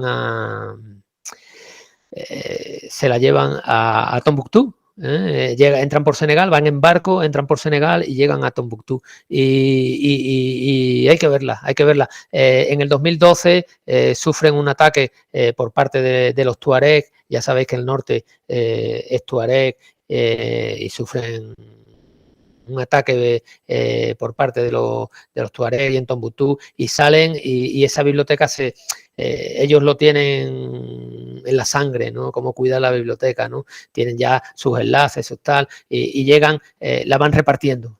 Dice que se pierden, pues no sé si eran 2000 manuscritos, se pierden muchos manuscritos, pero la gran mayoría se salva. Que sé que ahora hay parte en Jerez de la Frontera, que a ver si algún día, si sigue ahí, que no lo sé, puedo ir a verla. Pero la biblioteca Tombuctú es muy española, vamos a ver, española. Sí, española, palabra hispania que escuché el otro día en una conferencia, que no viene de tierras de conejos, sino que viene de lo que era Hispalis, la ciudad de Hispalis, que acaba en IS, y lo escuché en una conferencia de la Fundación Juan Marc. Soy mudado ahí a esas conferencias, o a la Casa América o a Juan Marc. Tengo la suerte de estar destinado en el cuartel general del Ejército y me cae cerca. Pero sí, yo ojalá algún día podáis venir conmigo y nos podamos ir todos a dar un paseo desde Bamako. No sabéis lo que es subir el río Níger, arriba hasta el norte, luego los arrozales del norte, luego ver Sebaré y luego, por supuesto, llegar a Tombuctú y ver lo que era su biblioteca, que espero que haya vuelto otra vez a... Pero sigue en peligro, sigue en peligro. Las bibliotecas siempre están en peligro, aunque se hayan escrito en idioma árabe en la Córdoba Omeya 10 siglos antes.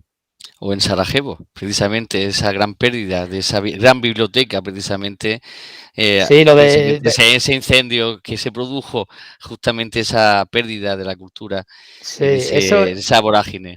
Sí, tenía más. Yo, el libro Misión en Bosnia, a Sarajevo he ido varias veces luego, ¿no? Bueno, estuve durante la guerra y luego, pues bueno, yo tengo un cariño especial a Bosnia porque aparte allí estuve año y medio, ¿no?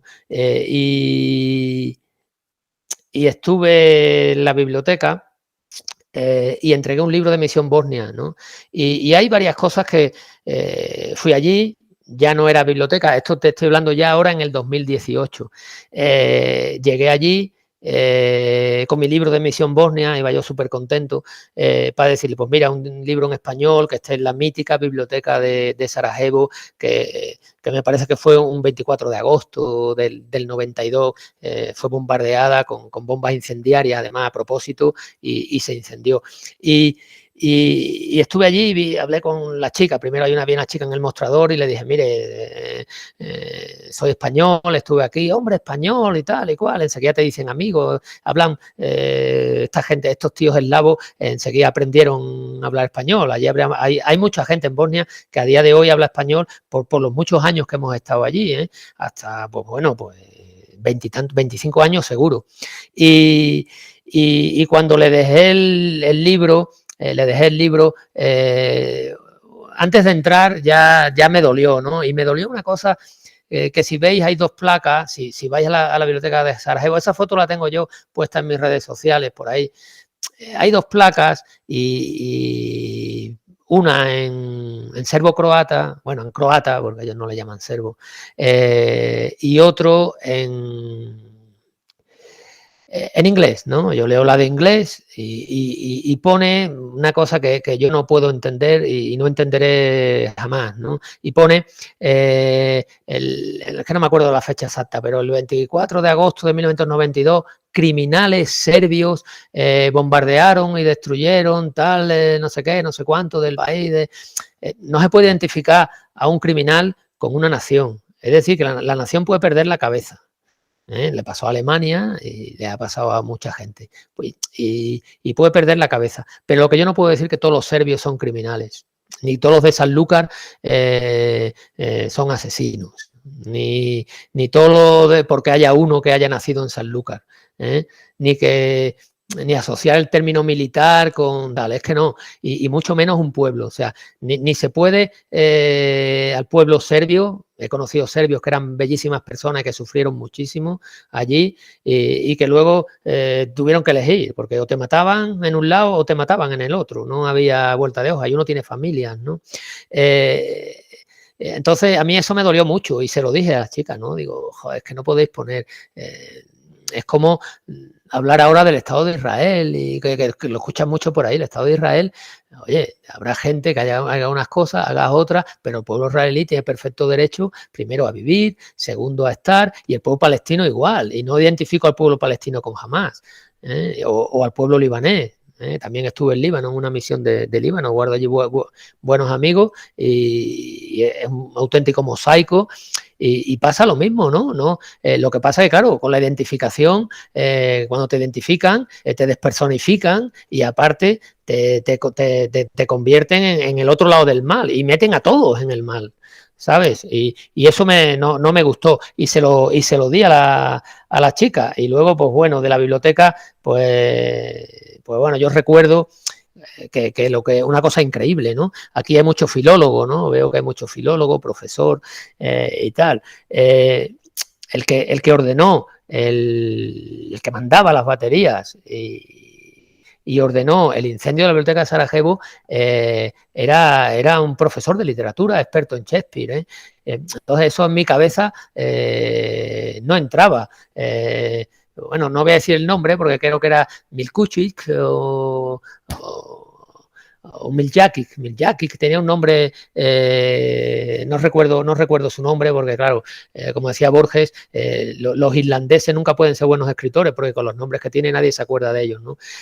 Pues lo mismo pasa con estos, ¿no? Salvo Ivo Andrić, que es muy fácil, los demás tienen unos nombres muy raros. Y tanto el nombre y apellido que debía de caer en el olvido, pero era experto en Shakespeare y cuando hablan luego después de la guerra con sus alumnos, decía que declamaba Shakespeare perfectamente, que adoraba la literatura inglesa y la literatura, porque era experto en literatura inglesa, que era muy buen profesor y de pronto lo ves que está incendiando la biblioteca de Sarajevo con una antorcha, es como si lo hubiera incendiado él, ¿verdad? Porque aquí el que da la orden, uno da la orden y el otro pone la mecha, ¿no? Lo que Hannah Arendt llama la banalidad del mal, ¿no? Igual, si tú sabes que es la biblioteca de Sarajevo, pues a lo mejor hay que decir que no, ¿no?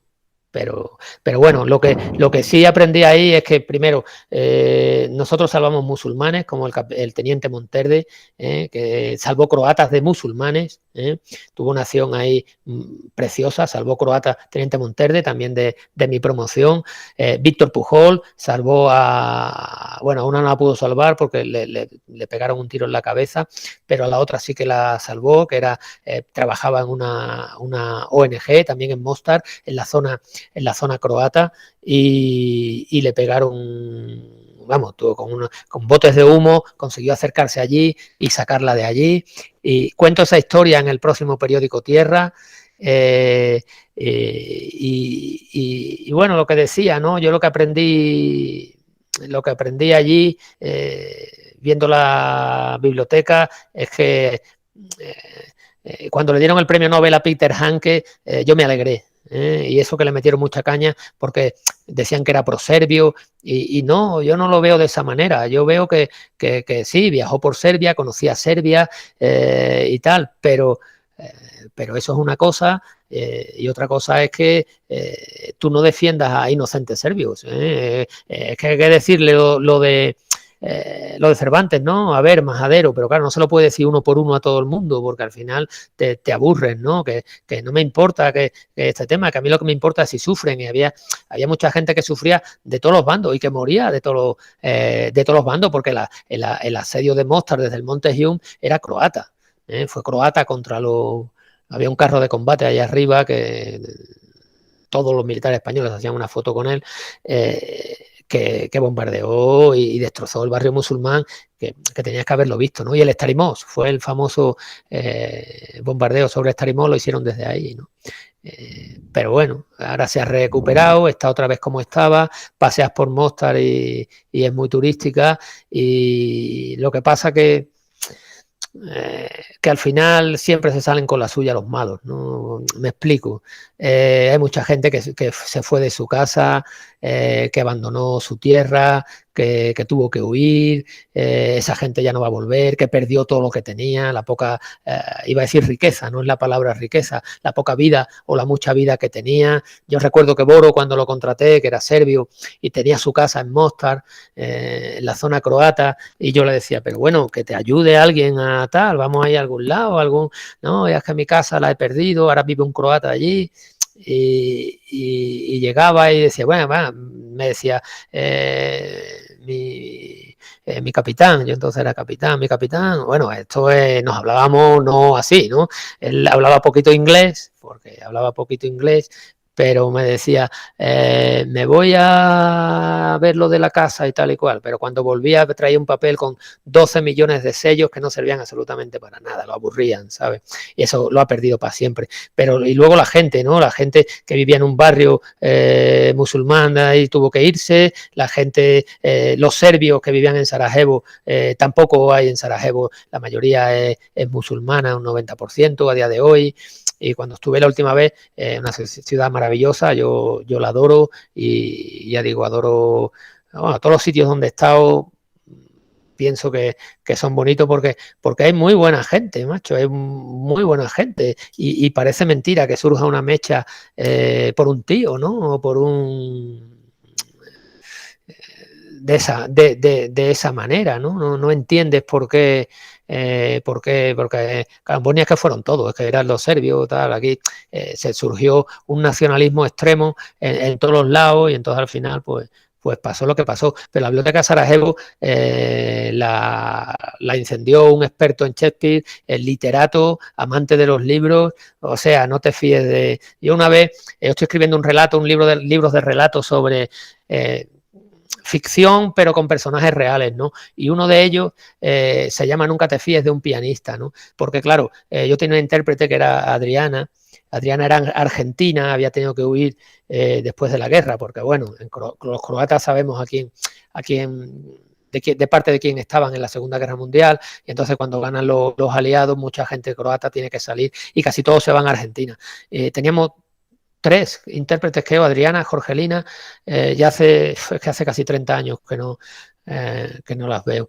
Entonces tuvieron que ir a Argentina, hablaban argentino, hablaban español muy bien y además croata muy bien. Y entonces cuando nosotros nos fuimos para allá, pues se contactó con ellas y vinieron de intérprete. Entonces me contaba, no puedo entenderlo porque Sarajevo era la ciudad, como Toledo, ¿no? Era la ciudad de las culturas, había la cultura judía, estaba muy extendida, la cultura católica, la cultura musulmana, porque los musulmanes, la riqueza que daban a la ciudad de Sarajevo, y de pronto surge aquí la locura, todo el mundo tocaba, me dice, todo el mundo tocaba el piano, y de pronto surge la locura y empiezan a cortarse las manos unos a otros, y digo, Adriana, tú me estás enseñando que nunca tengo que fiarme de un pianista. Y entonces el relato que estoy escribiendo se llama Nunca te fíes de un pianista y va sobre eso, ¿no? Y luego nos creemos que no sé, que los grandes estudiosos de la filosofía, del arte, de la, qué sé yo, los tíos con una cultura excepcional, no entran en el juego, pero mira, me voy a mojar, son los peores. Es decir, no... son los que mandan, son los que llevan la tal, el que vive en el campo quiere seguir teniendo su campo, y si tú no le tocas el campo y la vaca, no pasa nada, pero cuando ya empiezan las grandes ideas, y por no meterme con Alemania, ¿no? Que bueno, que ya tiene su peso histórico, como lo tenemos todos, ¿eh? Nosotros también tenemos el nuestro, pero siempre contando la verdad. Muchísimas gracias, que con la verdad. Norberto, bueno, me callo ya. No, la verdad es que es muy interesante lo que estás contando porque estás hablando de una vivencia, digamos, en una guerra en donde no estaba claro precisamente que, bueno, sí que los medios de comunicación sí que tenían muy claro precisamente quiénes eran los culpables, pero hay muchos precedentes históricos y muchas causas históricas de todos los bandos. Entonces, la verdad es que es complicado. Voy a dar ahora precisamente el turno de palabra a mi amigo y cofundador de este grupo Locos por Nuestra Historia. ¿Qué te ha parecido, Miguel? Pues ya sabes que yo todos estos temas pues los vivo de una manera muy especial y bueno, tú creo que lo sabes, alguna vez he hablado de mi bisabuelo, que era un soldadito de ingenieros que en julio de 1909 pues le tocó estar en un sitio que se llamaba el Barranco del Lobo. Es uno de los supervivientes del Barranco del Lobo, mi bisabuelo Miguel Lafuente Lardiez. y él después quedó sitiado unas horas o unos días por los rifeños y estuvo allí hasta que llegaron fuerzas españolas para sacarle. Y él lo contaba muchas veces y ya lo he contado una vez. Él se acordaba de los héroes de Valer, macho. ¿Qué harían estos tíos? ¿Qué puedo hacer yo para aguantar? Y bueno, eso no se lo enseñó a nadie, pero no tuvo la suerte de en aquellos momentos. Quizás no había leído tampoco el libro de Martín Cerezo, era lo que se hablaba en las calles, pero él por lo menos mantuvo la ilusión de saber que otros en una posición parecida habían salido y él pues estuvo allí. Luego de sus 3 o 4 compañeros que estaban con él, eran, no recuerdo bien, pero 3 de ellos murieron bebiendo agua y tal, y él lo contaba y joder, pues mira, fíjate, después de aguantar y tal. Y yo creo que a ellos pues de alguna manera recordaban o les venía a la cabeza pues otros ejemplos y eso es lo que Norberto está facilitando, que esos ejemplos de gente que ha hecho algo de valía queden para las generaciones posteriores y sobre todo, mira, yo Norberto sabe que he dado muchas conferencias en acuartelamientos militares, en instituciones militares y yo me acuerdo, me dejó sorprendido o me llamó la atención. Sorprendido quizás no es la palabra. Yo en Palma, en el Palma 47, estaba dando una conferencia y después pues estuve por allí. Y había unos soldados más jovencitos que pasó un cabo y me dijeron, este tiene el valor reconocido. Y vamos, era un compañero suyo, era un cabo compañero suyo, pero joder, los tíos cuando pasaban como que no sé, y eso, por ejemplo, mi padre también me lo ha contado, que cuando él paseaba por Madrid siendo un niño y veía un laureado, pues joder, todo el mundo se le quedaba mirando asombrado. Y pues es eso, que a una persona que en un momento dado pues ha tenido la suerte, vamos a decirlo, porque yo creo que es un héroe. Un héroe todo el que quiere ser héroe en una condición, en un momento dado, se convierte en un héroe. Un héroe es una persona que en una situación ha tenido la fortuna de saber desenvolverse. Y todo lo que le ha rodeado también ha propiciado que haya salido victorioso de ese momento. Pues yo creo que es de justicia, y vuelvo a la justicia que en este mundo pues no siempre se da. No se da ni en la vida civil y muchas veces tampoco se da en la vida militar. No todo el que hace una cosa de valía recibe un reconocimiento, un agradecimiento, pero que si la persona que lo ha recibido, que no caiga en el olvido, que ese hecho meritorio sea conocido, pero tanto por militares como por civiles. Y creo que todos nos tenemos que sentir orgullosos pues, de tener gente de tanta valía a nuestro alrededor. Y nada, agradecerte también que hagas constantes referencias a los soldados de Cuba y Filipinas. Yo en el libro nuevo, el anterior se lo dediqué a mi familia y en este nuevo pues se lo dedico a ellos, a todos esos soldados anónimos que durante décadas pues defendieron y dieron su vida y su sufrimiento y todo lo que tenían por defender ese territorio que no pertenecía a España, sino que era parte de España. Y de alguna manera ser agradecido, es algo nuestro. Yo me siento parte, para mí no es el ejército español y en mi casa nadie me ha inculcado esas ideas, pero me han hecho ver que es mi ejército, que es una parte de mi país, de mi sociedad. Y yo tengo la inmensa suerte de haber podido pues, recibir esa educación. Y yo creo que estamos obligados pues a hacérselo ver a quien no lo ha recibido.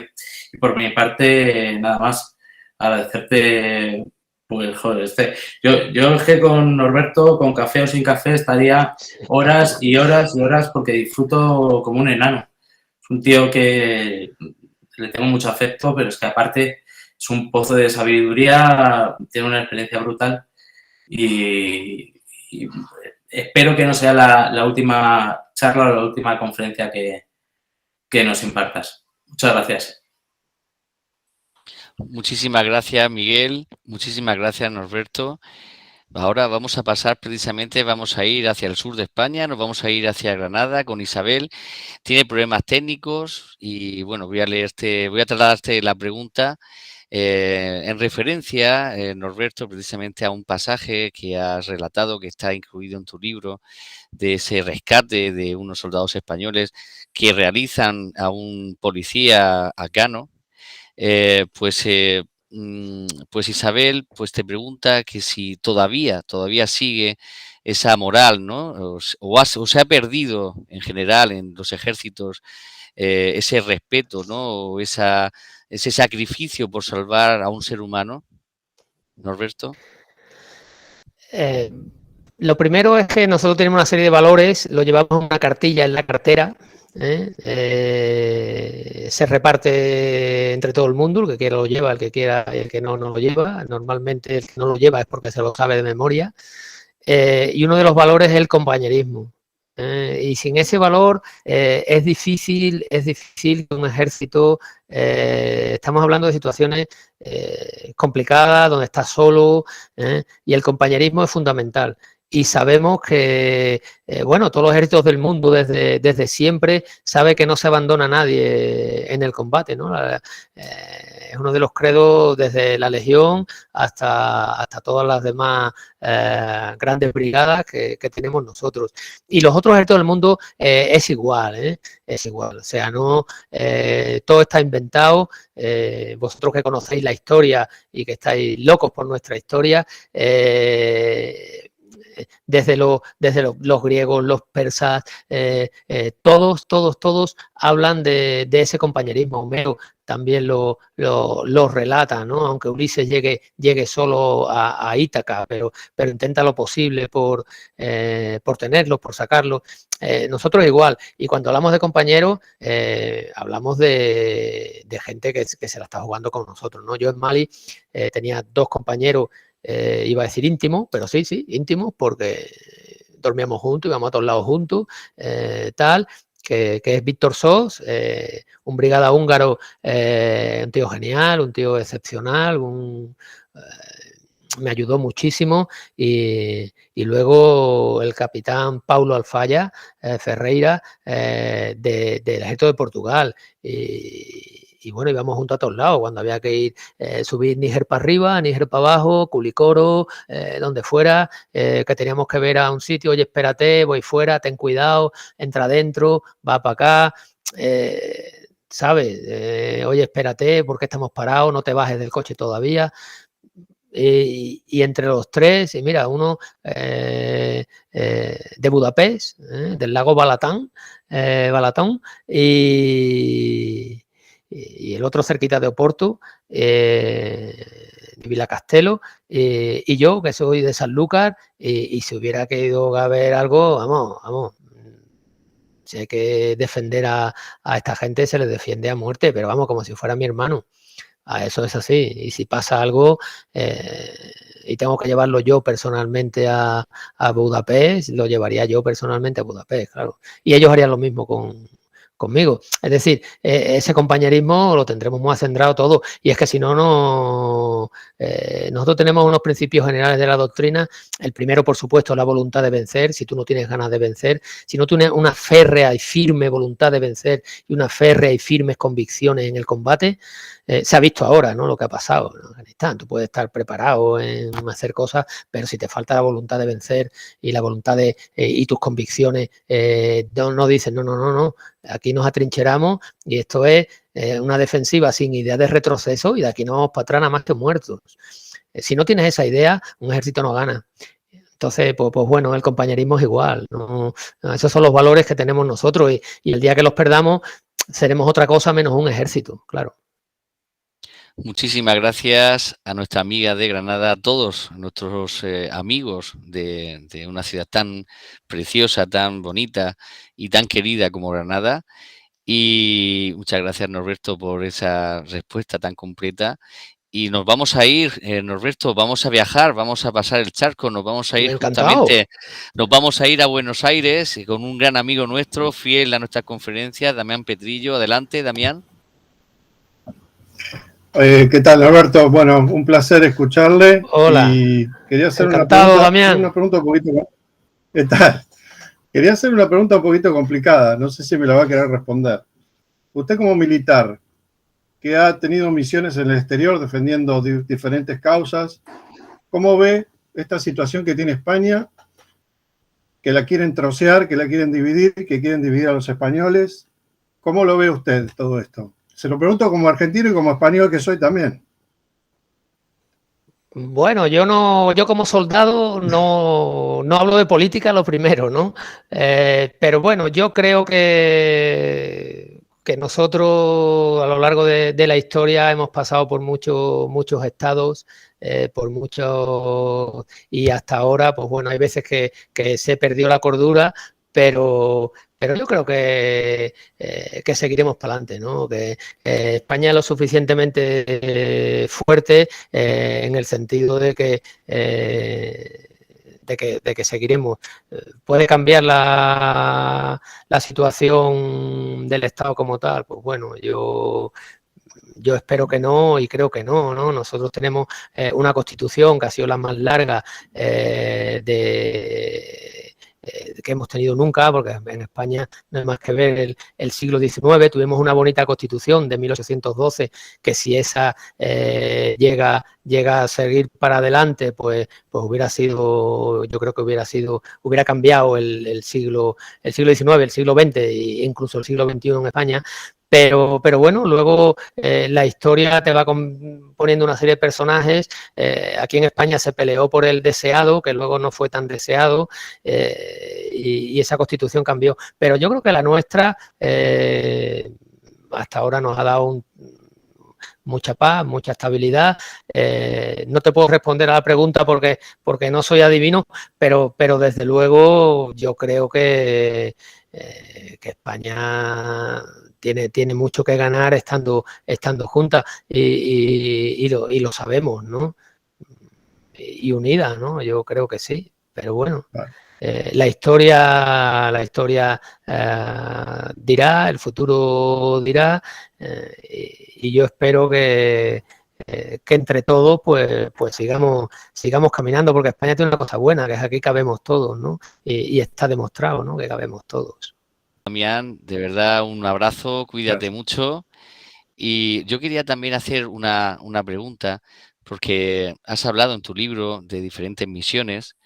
Y claro, hay un problema que incluso se da en la Primera Guerra Mundial y es causa precisamente también de la Segunda, cuando se crea justamente la Sociedad de Naciones, y es esa falta precisamente de utilización de la fuerza, ¿no?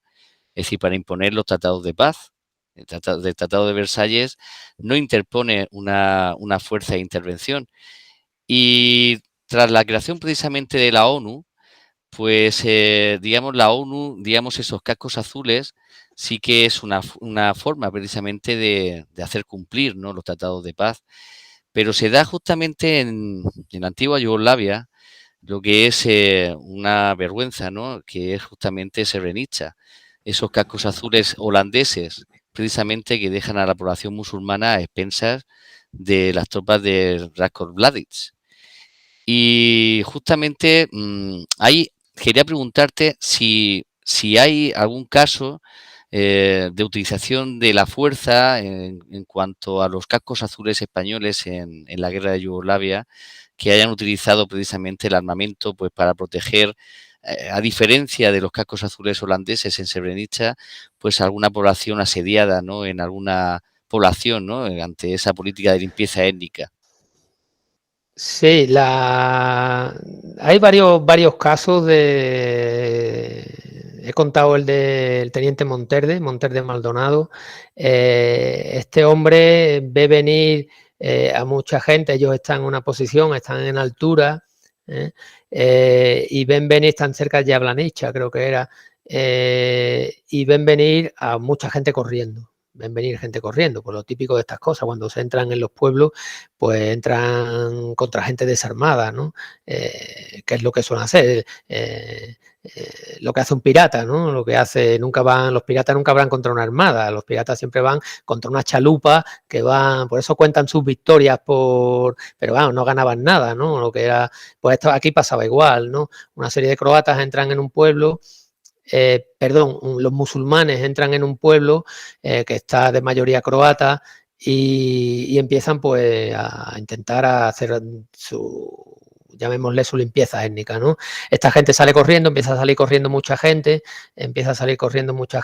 y esa historia está en el libro Misión Bosnia, la ruta de los españoles. Y el teniente Monterde los ve venir y entonces les dice que se pongan detrás de los blindados. En ese momento llegan los musulmanes, porque es que con esos civiles iban también combatientes croatas que habían dejado el armamento y tal, y habían salido pitando porque sabían que lo que les esperaba era la muerte, ¿no? Y entonces se mezclan con los civiles y huyen. Entonces ahí surge el momento de tensión entre el jefe de esa partida musulmana, llamémosle, y el teniente Monterde. La situación se pone muy tensa y al final consiguen que los musulmanes pues se vayan y les salvan la vida. Pues me parece que había 23 civiles y 10 combatientes, ¿no? Que luego los combatientes exigen a través de la ONU que se los entreguen. Sé que luego hubo historias aparte. Pero sí que lo salvó. Y luego las zonas de interposición fueron muchísimas. Ahí fueron muchísimas. En todos lados. Tanto, bueno, está cerca de Dubrovnik, si al que viaje a Dubrovnik, cerquita está una mina que era para volar la montaña entera, ¿no? Que la habían puesto los croatas de Dubrovnik por si los serbios querían atacar por una carretera. Ahí hay una única carretera que es está cerquita de Ivanitsa, ¿no? Ivanitsa es un pueblo que ahora mismo a día de hoy ya no lo sé, pero cuando yo volví a ir en el 2001 estaba totalmente deshabitado, que está muy cerquita de Dubrovnik y está cerquita de la zona serbia. No recuerdo el pueblo ahora. Entonces Ivanitsa, aquello lo barrieron y los croatas pusieron una mina, pero una mina de miles de kilos, para que la montaña se viniera entera abajo y tapara todo lo que es la carretera e impidiera los accesos, que los accesos hacia allá tuvieran que hacerse a pie, con la facilidad que da la defensa en ese tipo de sitios. Y esa mina los paracaidistas españoles, los ingenieros la consiguieron desactivar, jugándose el tipo ahí, porque había que entrar dentro de la montaña y había que hacerlo. Hay una placa muy bonita que espero que siga estando, porque las placas, como todo, van y vienen, pero los libros, lo que hacen los historiadores, lo que hacen los escritores, lo que hace tal, ¿no? Pero sí, y luego, pues bueno, es que hay muchísimos casos de interposición también, porque es que eran calles. Si ves el río Neretva, por eso es la ruta de los españoles, la ruta que va al río Neretva, que tiene un color esmeralda, es el río Esmeralda, es un río muy bonito también. Esa ruta conviene que la hagáis, porque luego hay bares que se siguen llamando España, porque ellos cuando íbamos con los vehículos, pues enseguida ponían una bandera de España pero nunca ponían una bandera inglesa, ni una bandera francesa, ni nada, eran banderas españolas, todo lo que veías por allí. Sería porque nos bajábamos más al bar, ¿no? Pues vemos un bar, nos tomamos un café, hablamos con ellos, no lo entiendes un pimiento, pero terminas haciéndole una paella en la parte de atrás, ¿no? Y bueno, entonces por la zona del Neretva, la zona Mostar Este se dividió en Mostar Este y Mostar Oeste. La Mostar Oeste era la Mostar croata y la Mostar Este era la Mostar musulmana. Yo tengo una anécdota ahí muy bonita. nos metimos en abril del 94. La paz se firma en marzo del 94, la paz, no la paz de la guerra con los serbios, sino la confederación. Y entonces atravesamos un puente de cuerda que habían instalado los ingenieros españoles. En vez del Neretva, en vez del Estarimó, había un puente de cuerda. Pasamos por ahí y llegamos a un sitio. No sé a lo que íbamos, y si lo supiera tampoco lo contaría. Pero llegamos a una casa y la casa no tiene techo y vemos a dos mujeres. Una mujer muy mayor, yo creo que mucho más de 85 años tenía que tener, muy mayor, y luego una chica más joven de unos 40 y tantos, ¿no? Entonces íbamos allí y íbamos con el capitán fumaba, yo no fumaba y nunca he fumado, y entonces desde entonces siempre llevo mechero a todos lados, y recuerdo que llegamos, nos sale una mujer y nos enseña una tira, que la habré enseñado allí a todo el que llega, nos enseña una tira de postales. Perfecto, empezamos a hablar con ella, mire, no podemos estar aquí mucho tiempo, pero es que mira dónde estamos, dónde vivimos, no tenemos nada.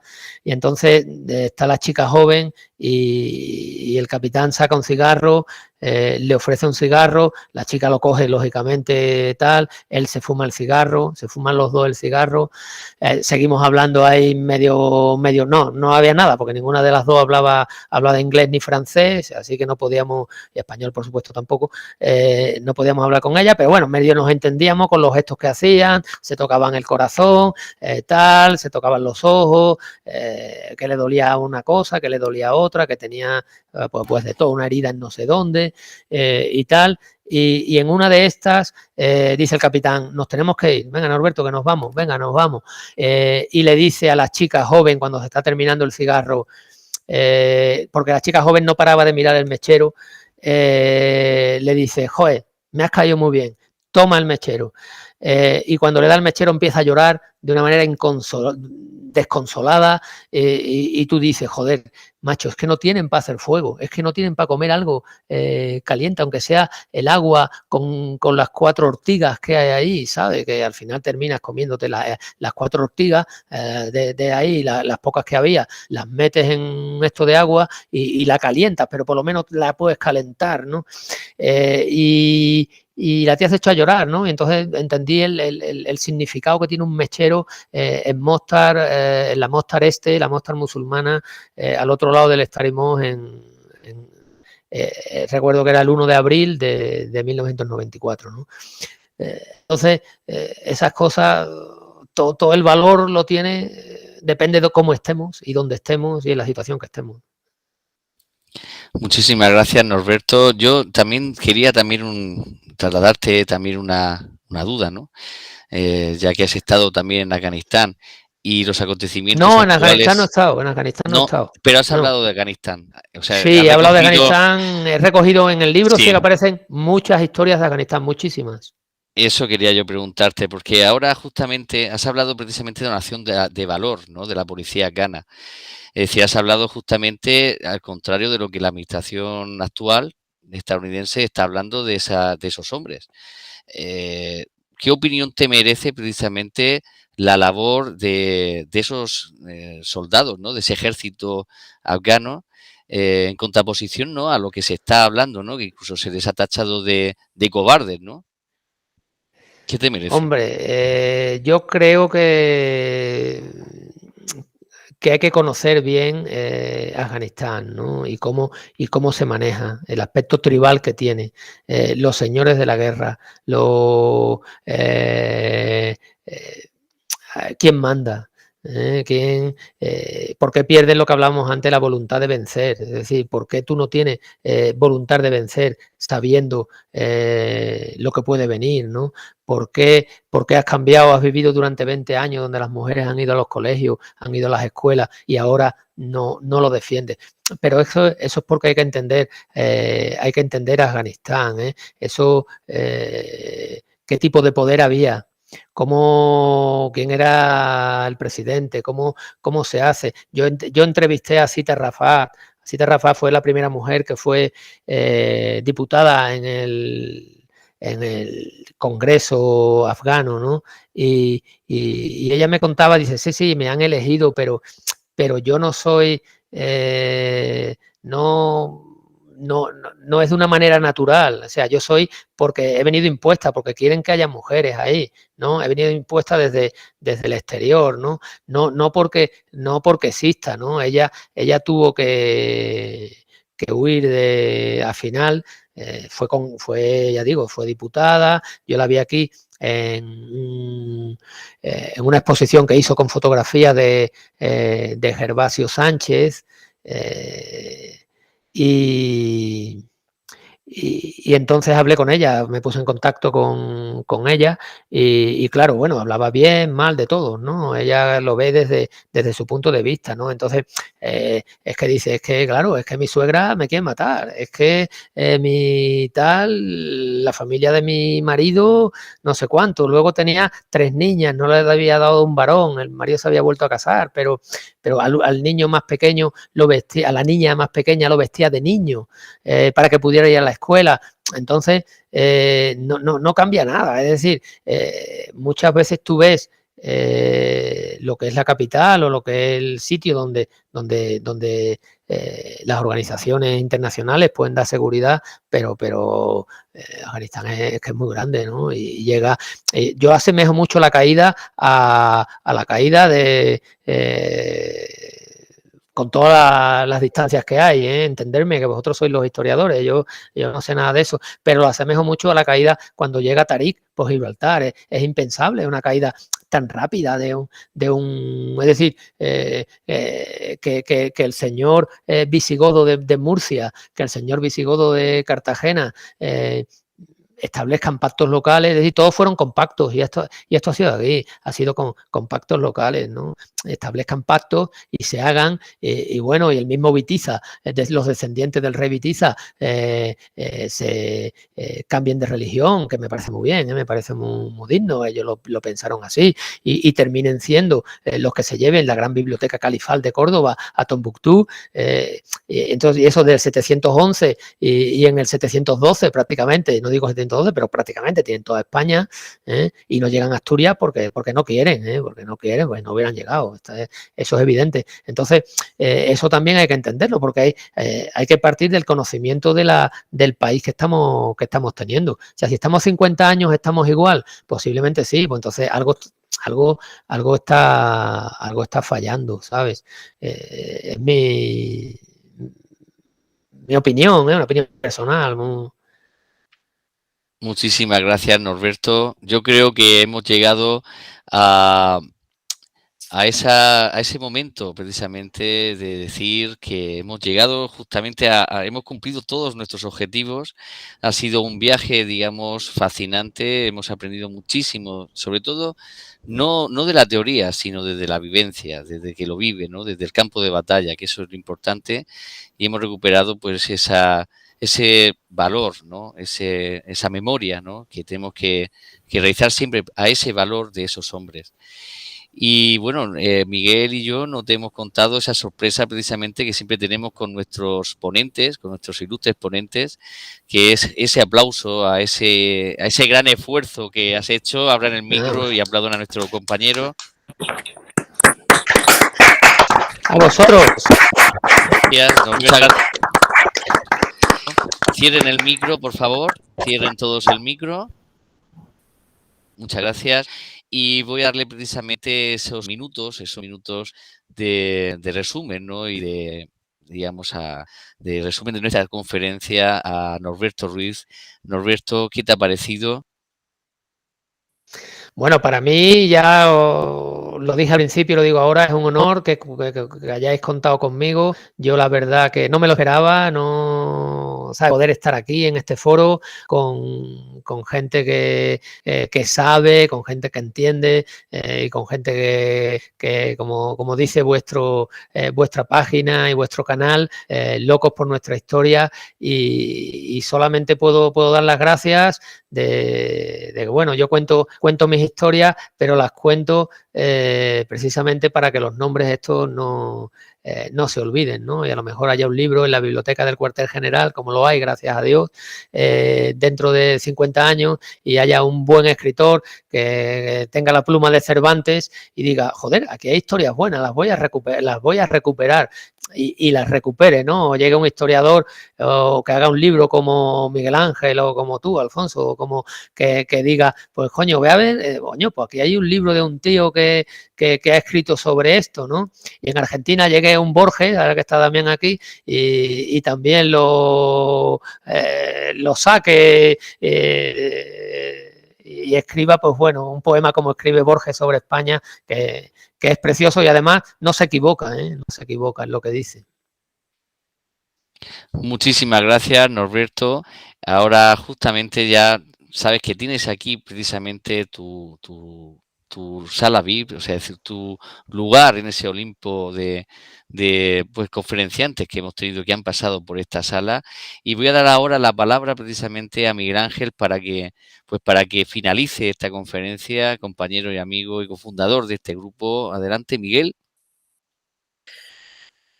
Pues nada, en definitiva, cuestión de justicia, cuestión de valores, cuestión de valentía, de cumplimiento del deber, de abnegación, y en Román Paladino, que el que lo merece, que lo tenga. Muchísimas gracias a todos y hasta la próxima semana. Y como siempre nos despedimos y que Dios bendiga a España. Muchas gracias.